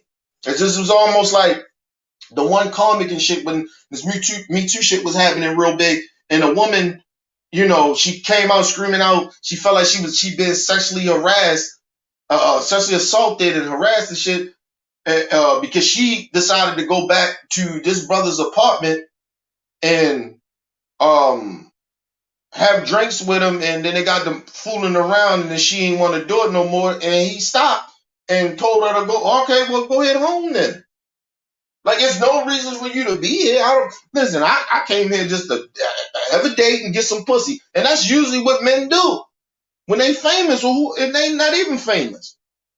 So, and she took that shit and ran out there with talking about she was being sexually harassed, and then when people looked at it, she's like, "That's not being sexually harassed. That's you changed your mind. That's not being sexually harassed, sexually assaulted. The fuck is you talking about?"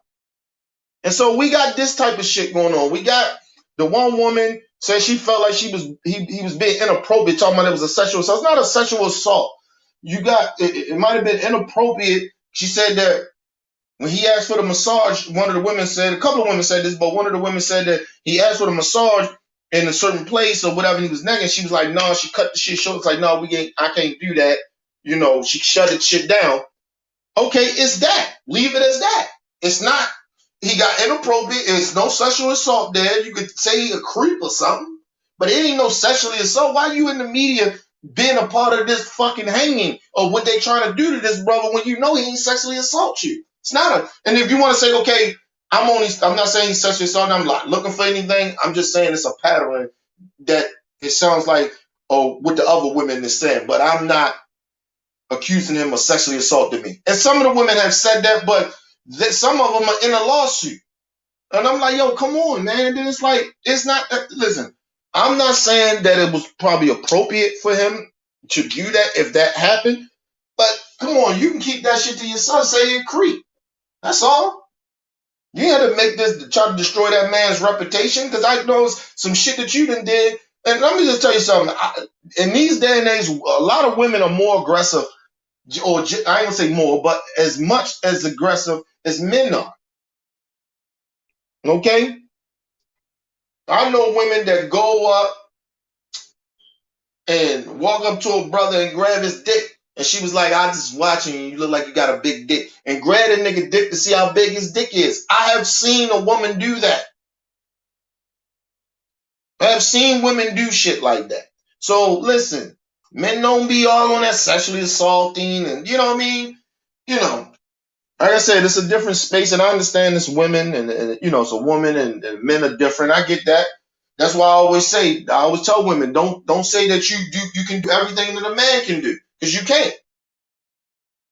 Not saying that you shouldn't get the opportunity to try to do certain shit that men do, but don't say you can do everything a man can do, because you can't. You can't even handle maybe a man a little too aggressive, maybe a little bit more of a creep, and may creep you out a little bit, but a little inappropriate, and you run and act like the world and fell.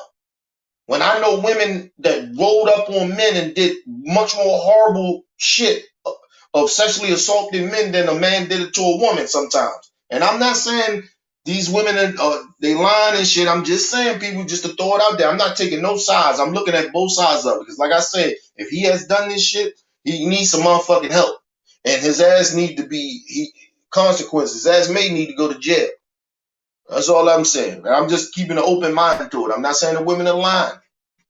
Or they telling the truth. I'm just keeping an open mind. I need more evidence. But the little evidence that I do got, I can blame both parties right now. And I can say that they both parties, the women and Deshaun Watson, they could have took different measures, different ways of how to handle this situation. Because first of all, you know, I mean, I know how men think. And like I said, we don't know the conversations that they had either. We don't know that maybe these women was flirting with him, talking to him, texting him and shit, because he was flying them out to his house and going to their houses and shit like that. So we don't know. And like I said, we don't really know. He maybe took something the wrong way, or what they were saying, um That's why I listen, man. I always tell people this. Like, I never was very, very aggressive with women. Like, and what I mean by that is not like in a like real like aggressive, like grabbing and groping, pushing up on women. Like, I was never like the type to go be trying to holler at women like that.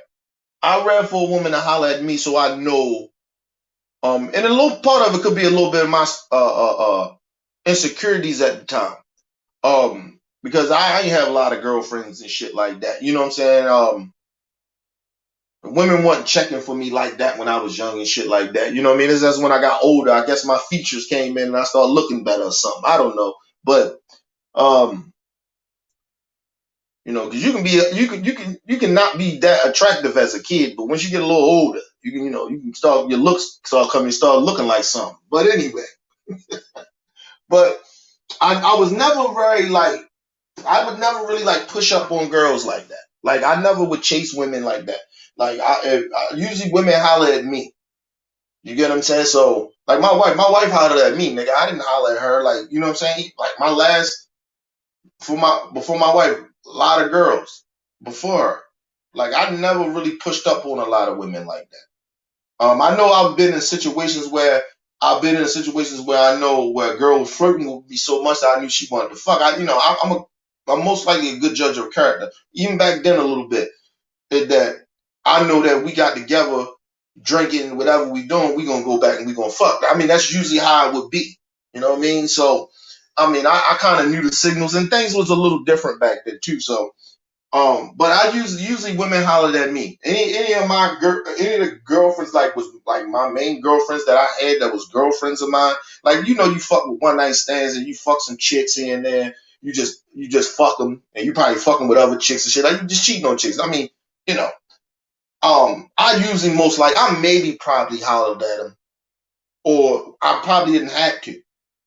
The flirtation was already there. The static was already there. The sparks was there of what we was attracted to each other. So it went that way. Um, um, I think I ain't know. I think all my girlfriends that I had. I think my wife was the only one I actually went out on a date with. Like, my other girlfriends that I was in love with, I never uh like took them out on dates and shit like that. I mean, I bought them shit, corner store shit, bought them some sneakers or something. I mean, shit like that. But I never like went out, took my girlfriends out and shit like that. We went out to the malls and shit. I never did shit like that. I'm a hood nigga. I mean, certain shit you can do in the hood, nigga. So you ain't got no money like that. Uh, but yeah, I don't think I dated any like actually took a girl out on a date until I met my wife. I think I took my wife out on a date. I don't think I went on too many dates like that. I don't think I ever took a girl out on a date other than my wife. So, um, and I was like 19 at the time or 18 or something like that. Um, but all my girlfriends I had all hollered at me. Every last girlfriend I had. Especially the ones I could say that I had love for. Like, it's only like three of them that I know well, four I know I really had love for, and my wife is one of them. And so my other three that I was in love with, no, one of them I didn't even holler at. She hollered at me. Yeah, yeah, that's right. I ain't never hollered at none of them. So yeah, all of them hollered at me. My first love, when I was first in love with, she hollered at me. I was at a party. She hollered at me. This is when I first had moved back to Baltimore and moved back to the city. And she hollered at me. I was at a party with my brother, and she hollered at me. My second girlfriend, I think, yeah, she hollered at me. I think it was we just yeah. I was actually at the time I was selling dope at the time, and she seen me walking up and down the street and shit. I'm doing my thing or whatever, and she just hollered at me. And she tried. Well, she got a cousin or something to try to holler at me or something like that. And I mean, I'm like, yeah, what's up, blah blah. being shy like I was and shit. But and I think of my other girlfriend I had love for, and it was a weird thing because she was so much like me. She did now, but God rest her soul, she died of natural causes in her sleep um a couple of years ago, and I think I knew her. I've been knowing her since like we was kids, like elementary school shit, and we liked it each other, but we never like we never like fucked around with each other, but we used to flirt with each other. And I think once we both got a little older or some shit like that. I think that's when we like it was just always an attraction. It wasn't nothing like we had to holler at each other. It wasn't even like that. It's just like all of a sudden we just connected, and we were so much alike. She was like the female version of me, so I couldn't stand her ass sometimes, and she couldn't stand my ass. And so it was just like one of those things. And we was going out for like maybe a month shit, and then we'd be mad at each other, and we dump each other and be on some other shit. And I was out in the streets too, man. I was fucking with other chicks and shit, man. So that was like a weird, a weird relationship I had. But I had love for her. You know what I'm saying? It was just mainly of a friend, but at the same time, I was attracted to her as well. So it was just more of that. And I think we only probably had sex like twice or some shit like that. But God rest her soul, my homegirl Nika and shit. I talked about her before. It was years ago, a couple of years ago when she died, and I talked about her on the show. You know what I mean? Um, she yeah. And then my wife my wife asked my little homie, which is her cousin, the one that passed away. Um, he was my little homie at the time, and she came around on the block and shit. I was on the block, and she came around there and she asked me out and shit. Well, she asked my little homie and shit was her cousin, was like, who's that? And he was like, oh, that's my man Kenny and shit. And she was like, oh, he cute or whatever, something like that. Um and something happened, and then she just all of a sudden she just came and started hollering at me and shit. You know what I mean? Flirting with me and shit. So I never really hollered at no girls like that. And if the girls that I did holler at and I was trying to get, it was more of just trying to fuck. And my homeboys would speak on that shit. I used to throw parties and shit in my house in the hood, and we used to throw these shits like every weekend or some shit like that. And I used to throw like a little house gatherings and shit with a couple of my niggas and shit. And I just go out like out front of my house, or I go to the store or the bar or some shit like that. And mind you, I'm young people. I used to go to the bar, and that's how much respect I had in my hood and shit. Cause the bar, they used to sell me. They used to let me, cop out the bar.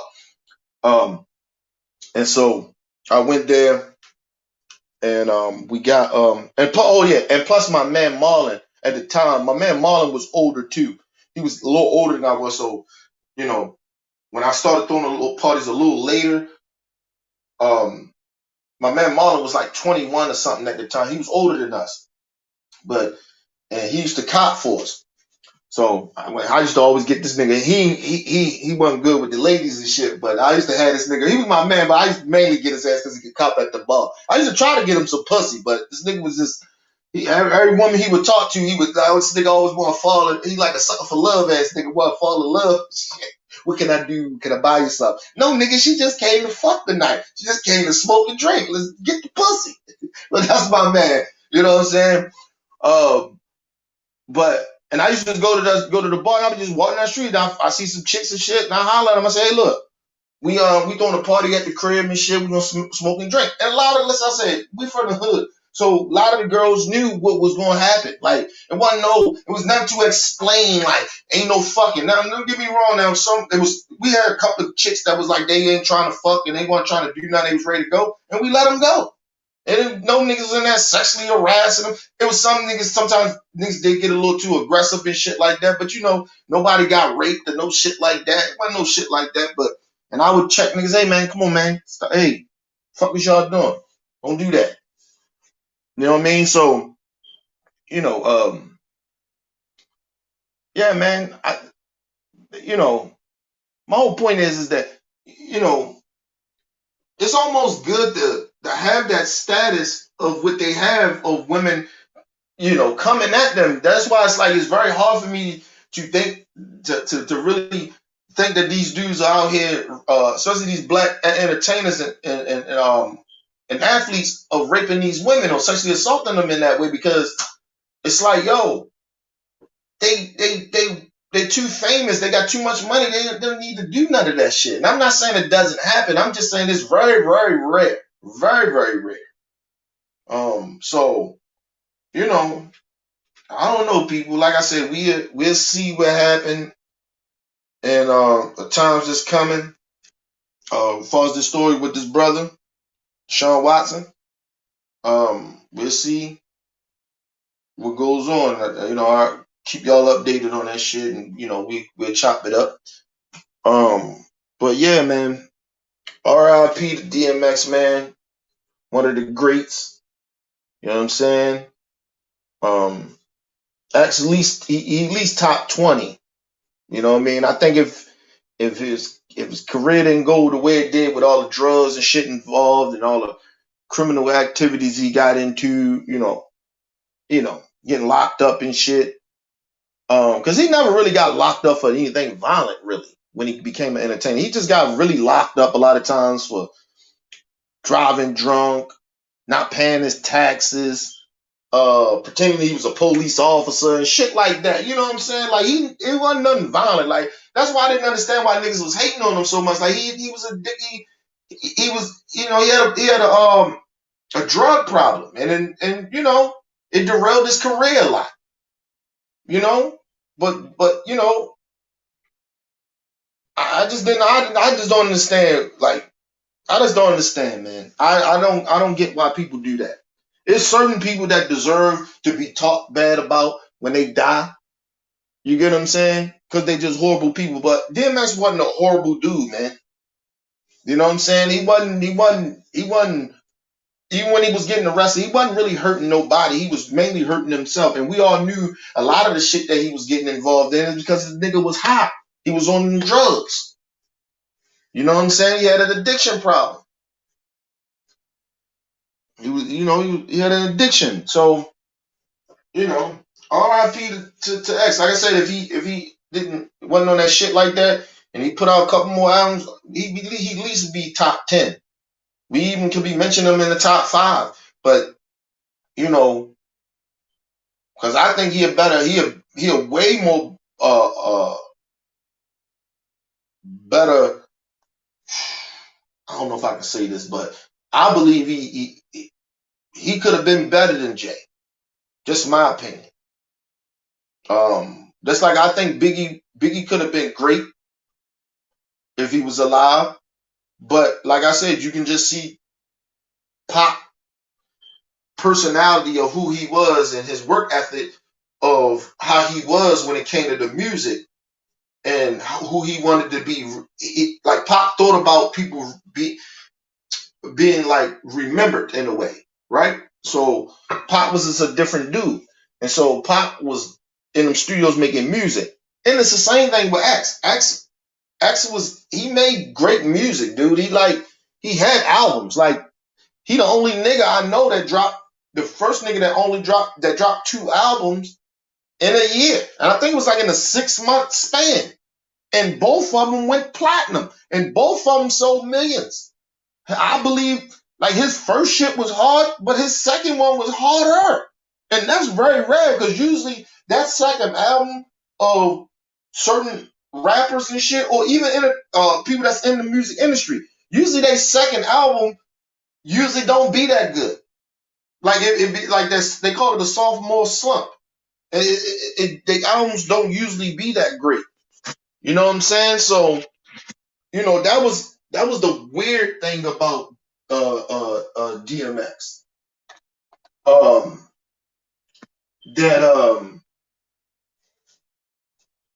That that like, but no, that's not weird. But that was the great thing about X. He was the only nigga that did that. Like, because Pop first album, it wasn't all that good. I think I'm trying to think of Pop. Yeah, his first album wasn't the greatest album. Now you look back at it and you look at the album, you be like, all right, because it's been so many years and shit like that. So you kind of like, all right, Because sometimes when you go back to listen to shit, it sounds a little better than when you heard it when you first heard it. So some people can go back and say a lot of that shit was hard. But that we didn't probably catch. But I'm a pop fanatic. That's my guy. So I didn't like Pop first album. I mean, it wasn't horrible, but I didn't. It wasn't. It was okay. It wasn't. It wasn't good. It wasn't great. It was okay. Um, I think his second album was the shit. And from then his albums got better. And I think Pop maybe he had like maybe about Pop had a lot of shit. So I'm not even gonna. I think after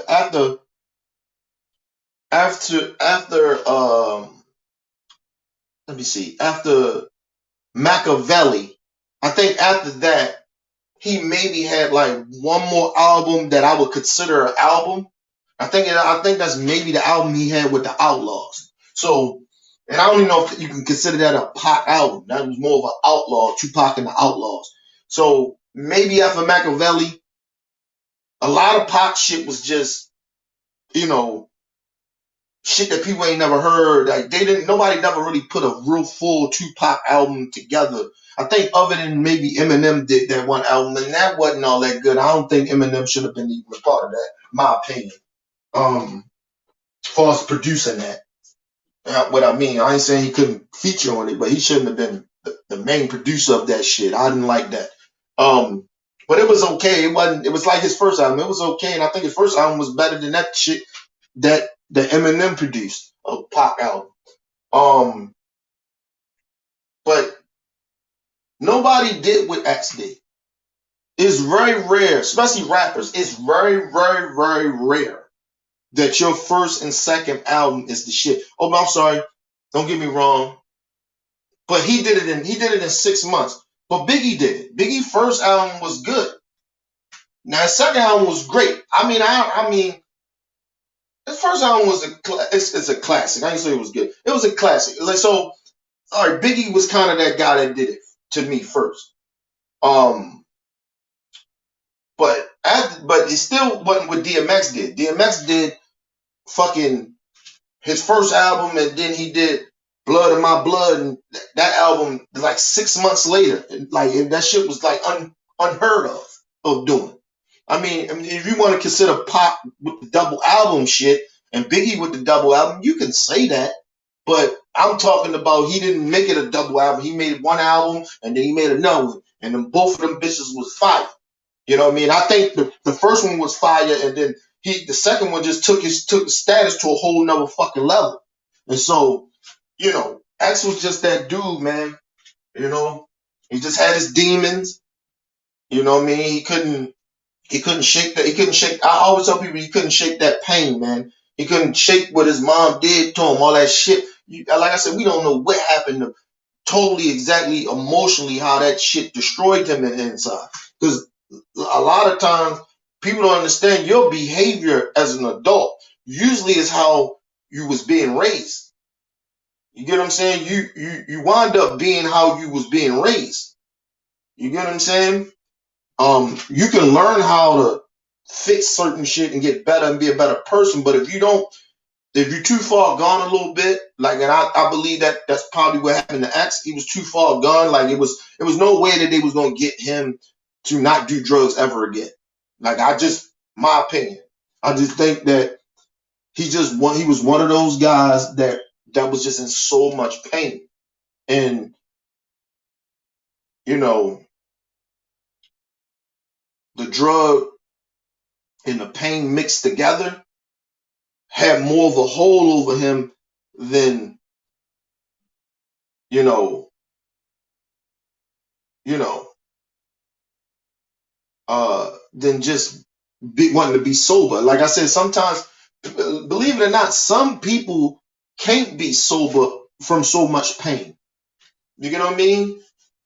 And like I said, he had his due date of when he was going to leave. So listen, we don't and X was a very spiritual dude. So um he may already have knew his due date. We don't know. He could have knew this already. It's like Pop. Like people always ask like all his friends and shit. Do you think Pop knew he was gonna die? Most likely Pop did. He knew he wasn't gonna have that long to be here. So and he knew the one thing about DMX and Tupac that I love about him, like they like my favorite artists, is because they was very self aware of who they were. They was very self-aware of the shit around them. They knew, like, don't get it twisted.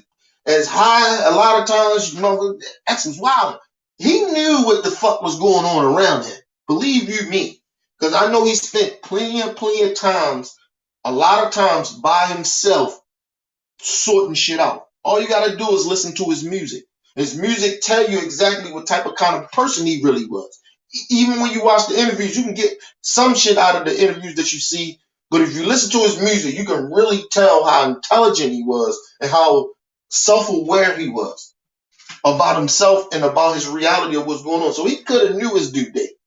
He could have knew what he wasn't gonna live so long. So he might have just said, "Fuck it, I'm just gonna be fuck it. This is what helps me cope in this world." You know what I'm saying? He like, hold on. So yeah, he probably, he probably just felt like, hey man, this was gonna make me cope in this world for the time being. You know what I mean? Um, but yeah, condolences go out to the family, man. I know his kids is hurting, and I know I can't really speak on it now, but I know years ago he didn't have a real good relationship with his kids, especially his sons and shit. So, hopefully they talk that shit out. Hopefully, they let bygones be bygones, because once you lose your dad or your mom, there ain't no coming back from that. You gotta live with that. You know what I mean? That they ain't coming back. And that go for anybody. You know what I'm saying? It's like that's what I had to realize. I think that's probably why I was in so much pain when my aunt passed away, because it's not like she, out of everybody in my family, on that side of the family, I'm more closer than her than anybody else.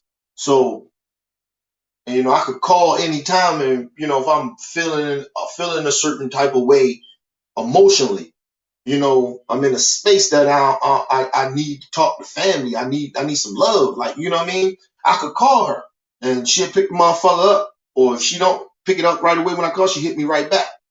What's going on? We sit on the phone, talk for hours. You know what I'm saying?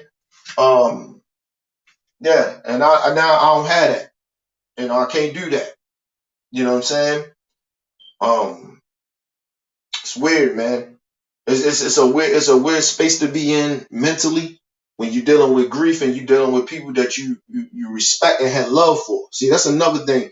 You can love somebody, but you may not have respect for them. Like, I got people that I love for, but I don't respect.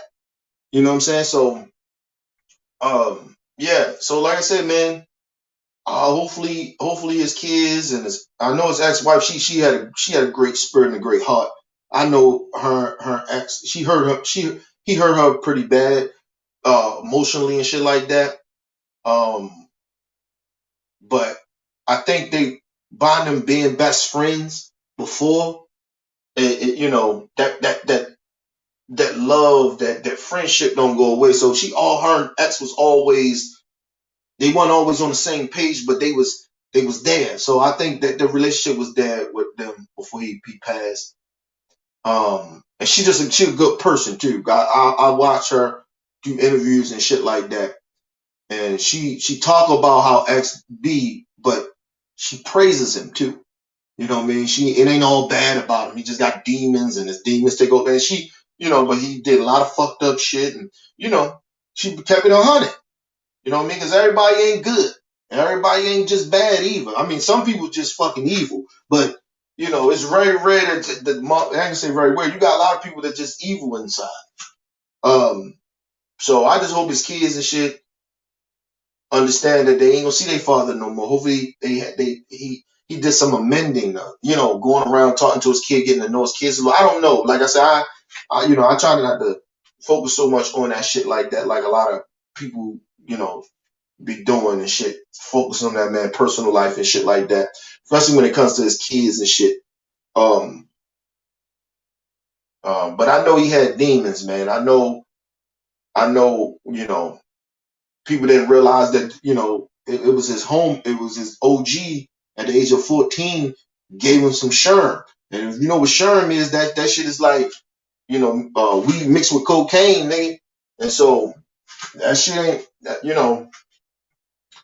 like I said, listen, I believe I had Sherm before. I believe that motherfucker gave me some weed, and I think that's probably why I don't like marijuana no more. I mean, I was back young. I remember like, cause I know what regular weed does to me. Like I never got so high that where like I never like the shit had me going crazy. Weed used to relax the fuck out of me. I used to smoke so much of it that it was like normal. It was like you guys see like niggas that normal like no niggas that smoke all the time, normal smoking niggas. And they a little high, but they can, they can move around, you know what I mean? And I was one of those dudes. And at the time, niggas, I don't know, niggas sold some garbage. I don't know what the fuck it was, but nigga had sold me some garbage. And I was like, man, let me go holler at another nigga. It was the nigga that I always get my weed from. But yeah, this time the weed was just garbage. I was like, man, I ain't even get high with this shit. And I went to a nigga that I normally don't go to, I don't fuck with. I'm consistent. Like if I fuck with you on certain shit, I continue to fuck. It's like a bar I go to, right? Like it's this one bar that I always go to. I don't go to no other bars. I go to the same bar every time. And there's plenty of fucking bars around here. But I go to this specific bar all the time because number one, I like how respectful it is. I like how they treat me. And they make you want to give them a tip because how polite and nice they are. Um, um, and the prices is good. So I go to this specific bar all the time. Unless I'm being lazy, I may go to another bar because it's a lot more close. It's like right up the street from me. The other bar is it's a little distance, but it ain't that far, but it's a little distance. And I'm consistent in that way. So I was doing some shit that I normally wouldn't do. And I went to another nigga because nigga gave me some bullshit. And I was like, man, I ain't going back to this nigga. Nigga probably got that bullshit. And I go get some of this nigga shit. And I remember, and this is the last time I stopped smoking weed. I remember stopped smoking weed after this. And I was smoking it with this chick. And I thought it was maybe because I was drinking, but I used to always drink while I smoked. And I never got that fucked up, like, ever. And I was so fucked up to where I felt like a fucking crackhead. Like I knew something was wrong. Like, and I couldn't, and I was so high on my mind that I could not, for some odd reason, I could not, like, get my shit together. Like, I like, hell no. I mean, I had hangovers before and shit like that, but I got real fucked up at one time. Like, you know how you get so fucked up one time, you be sitting there telling God and she's so fucked up, you like, oh God, I never get drunk again. I never pick it up again. I'm sorry, God. Like, that shit. I got fucked up like that a couple of times, but this was some different shit.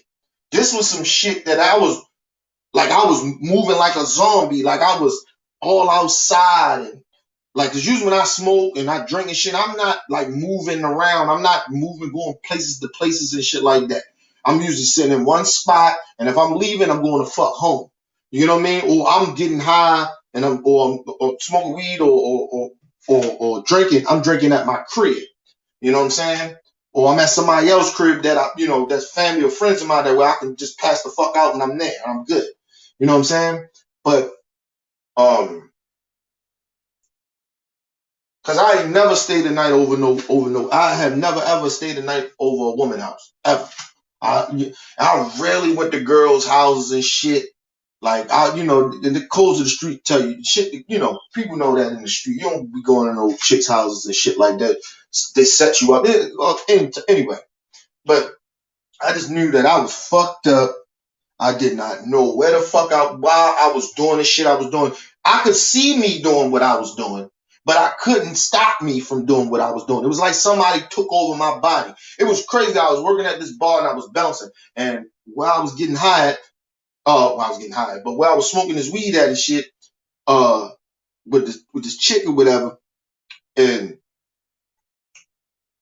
because she had got me this bullshit weed. That was the crazy thing about it. It was a nigga in there, and it was just I was doing shit out of pocket, and it just didn't seem right, right? And then what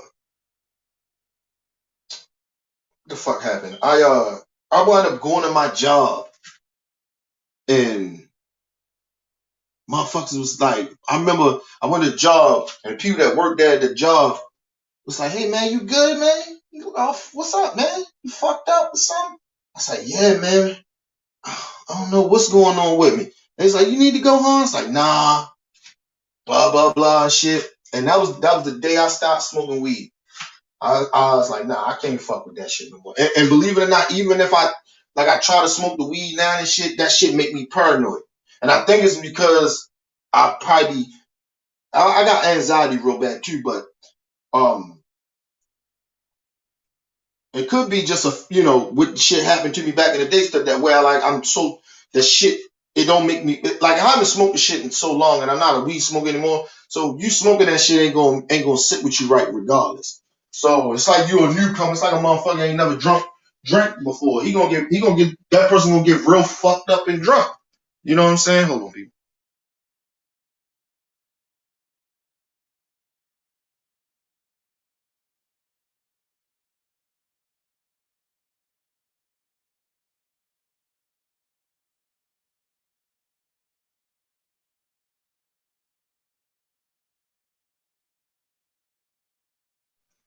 Yeah, man. So yeah, man. So my point. Yeah, about DMS, but yeah, man, that shit'll fuck you up. But I think once I did that shit, I never smoked weed again. And then I was starting to hear around that motherfuckers was putting cocaine, crack in the motherfucking in the weed. You know what I mean? That sherm. You know what I'm saying? And I started smoking out of that. I was like, and then part of because I ain't trusting no more, and I thought that maybe that's what I had. And so I ain't fuck with that shit no more. I started smoking weed. I can't fuck with that shit. My homeboy come down all the time trying to get me smoking. I was like, "Nah, dude, I'm good." I said, "I smoke that shit. I'm putting everybody out my house, man."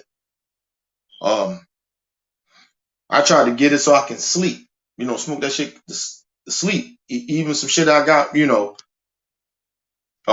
from a coworker of mine that got me some medical shit. That shit still had me paranoid. It wasn't bad. Actually, I was okay. One time I was okay. But then another time I was fucked. It was even when I was all right, I still didn't feel right. I like to be in control of myself. Even when I get a little too fucked up, I usually just pass the fuck out. I don't get drunk like to the point where like if I throw up or some shit like that, I get straight sober, right? And I'll be wanting to go to sleep or something like that. But that rarely happens too. I rarely get that fucked up. That means I've been taking too many shots with motherfuckers. I don't drink hard liquor like that, so I know my limits and shit like that. But I get buzzed up and shit like that. But I don't get fucked up. That shit. I don't like. I like to be. I like to still have some type of. I like to still can use my brain a little. You know what I'm saying? Even if it's just I'm using only 25% of my brain. I at least want to have that. But yeah, man, somebody doing that to you when you 14 years old, and some people, like I said, we know that DMX had a hard childhood, so he probably took on to that shit of feeling that pain with that shit. You get what I'm saying? He came to find out that it was crack in it.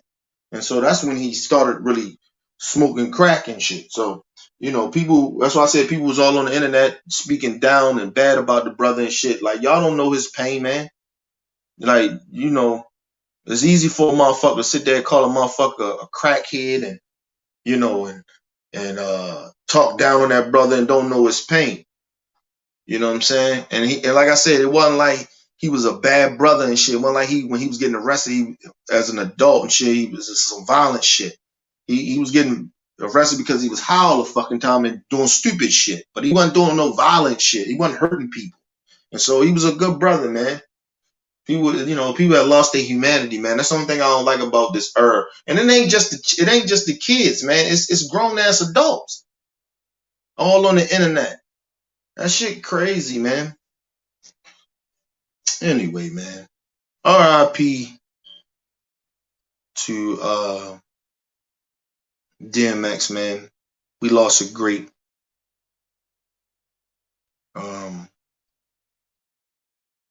Yeah, man. Okay, condolences to his family and his kids, man. Yeah, man. It's you know what's crazy about it? And I'm gonna lead us with this. You know the crazy thing about the DMX shit is that it's not shocking. I think that's, for me, it is. I think, and it might sound a little cruel or a little harsh, but it's almost like it's almost like when Whitney Houston died. For me, I'm not gonna speak for other people. Like when Whitney died, it's like, okay, I mean, are we that shocked that this was gonna happen? Like, you get what I mean? And not listen. Don't take what I'm saying wrong or disrespectful or nothing like that. People, I'm trying to shit on Whitney or X. But even when her daughter died, even when the boyfriend died, it was like, yo, what y'all thought was gonna happen? Like, I wasn't shocked. Like, I wasn't shocked. They was like, oh, DMX overdose, had a heart attack. I wasn't shocked. It wasn't like it was a tragedy or some shit. Like, it was, like, I mean, it's a tragedy, but it wasn't like an accident. Like, you know what I mean? Like, it probably was an accident of him overdosing, because usually that's what it is. Nobody, now here and there, you'll know when somebody's trying to commit suicide. Usually they can figure that shit out. But it's not like it was like something like how Kobe died. Like, it wasn't like a car accident. You get what I mean? Or helicopter accident. It wasn't like nothing like that. Like, he died of some shit that he was addicted to. Like, you get what I mean? What you think doing drugs would do to that person? Sooner or later. You get what I mean? Like, that's why I be telling motherfuckers, like, I think because of my tolerance for people that are on that shit, I don't have that much sympathy. I ain't gonna say I had that much sympathy. It doesn't hit me as hard when they pass away in that way, because my tolerance for that shit is like, what do you think is gonna happen? But they not knowing that that's a possibility, because they just looking for the high. You get what I'm saying? So it ain't nothing. It's almost like it ain't nothing you can do. Like, even if you was a family member, there's nothing you can do when listen. And it's not that I don't have no sympathy. It's just that I don't think it's fully that I don't have no patience. It's just that I know what comes with that shit. So it's not, I don't want it around me, but at the same time, I wouldn't be shocked that, like my uncle and shit. My uncle, if he died from a drug overdose, I wouldn't be shocked. I'd be sad a little bit, but I wouldn't be shocked about it. He did drugs all his life. Now, he may not be doing them now, but shit, I don't know that. You know what I mean? Like, I thought DMX was clean. I didn't know he was still doing drugs and shit. You get what I'm saying? Because we don't know. And we don't know if he could have been sober and he just fell off that day. We don't know. Some triggered him. And that's what happened with the drugs. That's why I have sympathy for him, but I just don't have patience. Like, I don't like it around me, because it brings up bad memories for me when my mom was on it, and aunts and uncles and shit. You know, mainly my mom. I think mainly her than anybody, because I think I got used to, you get used to your aunts, uncles, and shit on that shit, because you like your mother on it. You know, was I shocked when my aunts and uncles and them was doing that shit too? No. I had a homeboy that got high. You know what I'm saying? Niggas stole out my house. So like, and that's part of the real reason why I had patience for that shit, even because of that situation. And that nigga was like one of my best friends and shit, one of my homies, and he did that shit, and he really only did it because he getting hot.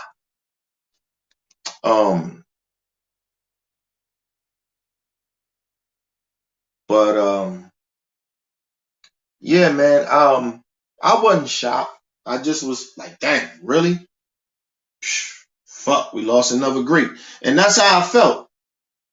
And it's not to diminish his greatness, not diminish him as a human being. Is it that when people are on that shit like that, what you expect? It's like a lot of times when these niggas get killed in the street, shot and killed in the street, and you like, oh, you heard what's name got killed? You like, well, damn, because you know what comes with that shit. You know what I'm saying? You know, there's only three ways out of that shit. Really, is that you get out of the game, and or you you go to jail or you die. That comes with that shit. Like, you know the rules with it. So like, you know what the outcome can be. You know as me being older, I know the repercussions of that shit. Cause I have done it, number one, but you know it. And I get my experiences with people that's on drugs. Like, I lost people to drugs before. So, doing that shit. So it's like my expectations of shockness is not like everybody else's. You know what I'm saying? And so I wasn't shocked that Whitney died from that shit. I think I was shocked from Prince because I never heard that Prince was doing that shit. But I didn't like really cry with Prince and nothing like that. I think when Michael died, I cried. You know what I'm saying? He's one of my favorite artists of all times. Him and Pop like right up there. They're both like right up there for me. Him is Michael, Pac, and Patti LaBelle. They like my three favorite artists of all times, but they like equal status for me. I can't pick one or the other. You know what I'm saying? But I cried when Michael died. I cried for days. I don't. And Kobe. He was one of my favorite basketball players. I cried with Kobe. That shocked me. But I cried with Mike. I didn't cry for Prince because I was shocked that Prince. Now I was shocked Prince died from that. Cause you never heard that Prince was doing drugs and shit like that. And I think that was just a mistake of how that happened. It was almost like that Michael shit. It was almost like a mistake. It didn't supposed to happen. Like they gave him too much. Like, you know what I'm saying? Or he had too much in the system. Like, something went wrong. It was more of a mistake to me than anything. You know what I mean? But yeah. So I don't be like, I would like Bobby Christina when she died. I wasn't shocked. Like, I was watching her. I watched her shows, and I was like, man, she gonna fuck. If she don't stop, she gonna die.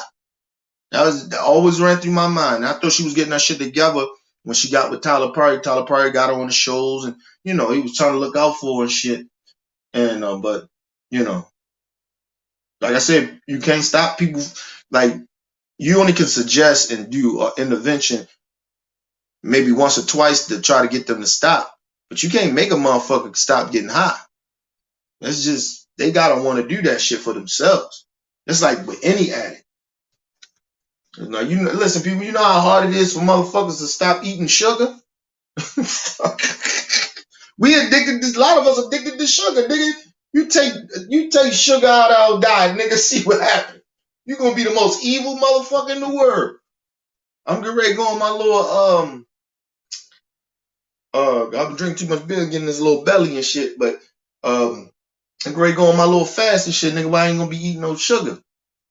I get evil, nigga. Need a little sugar in my life, nigga. But yeah, man, you can't make nobody do nothing like it, nigga. If you're a nigga in the street, you can't make people in the street stop getting high.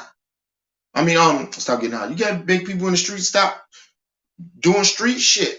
Because in their mind, they see that this is working for them and this is all they know. And who the fuck are you?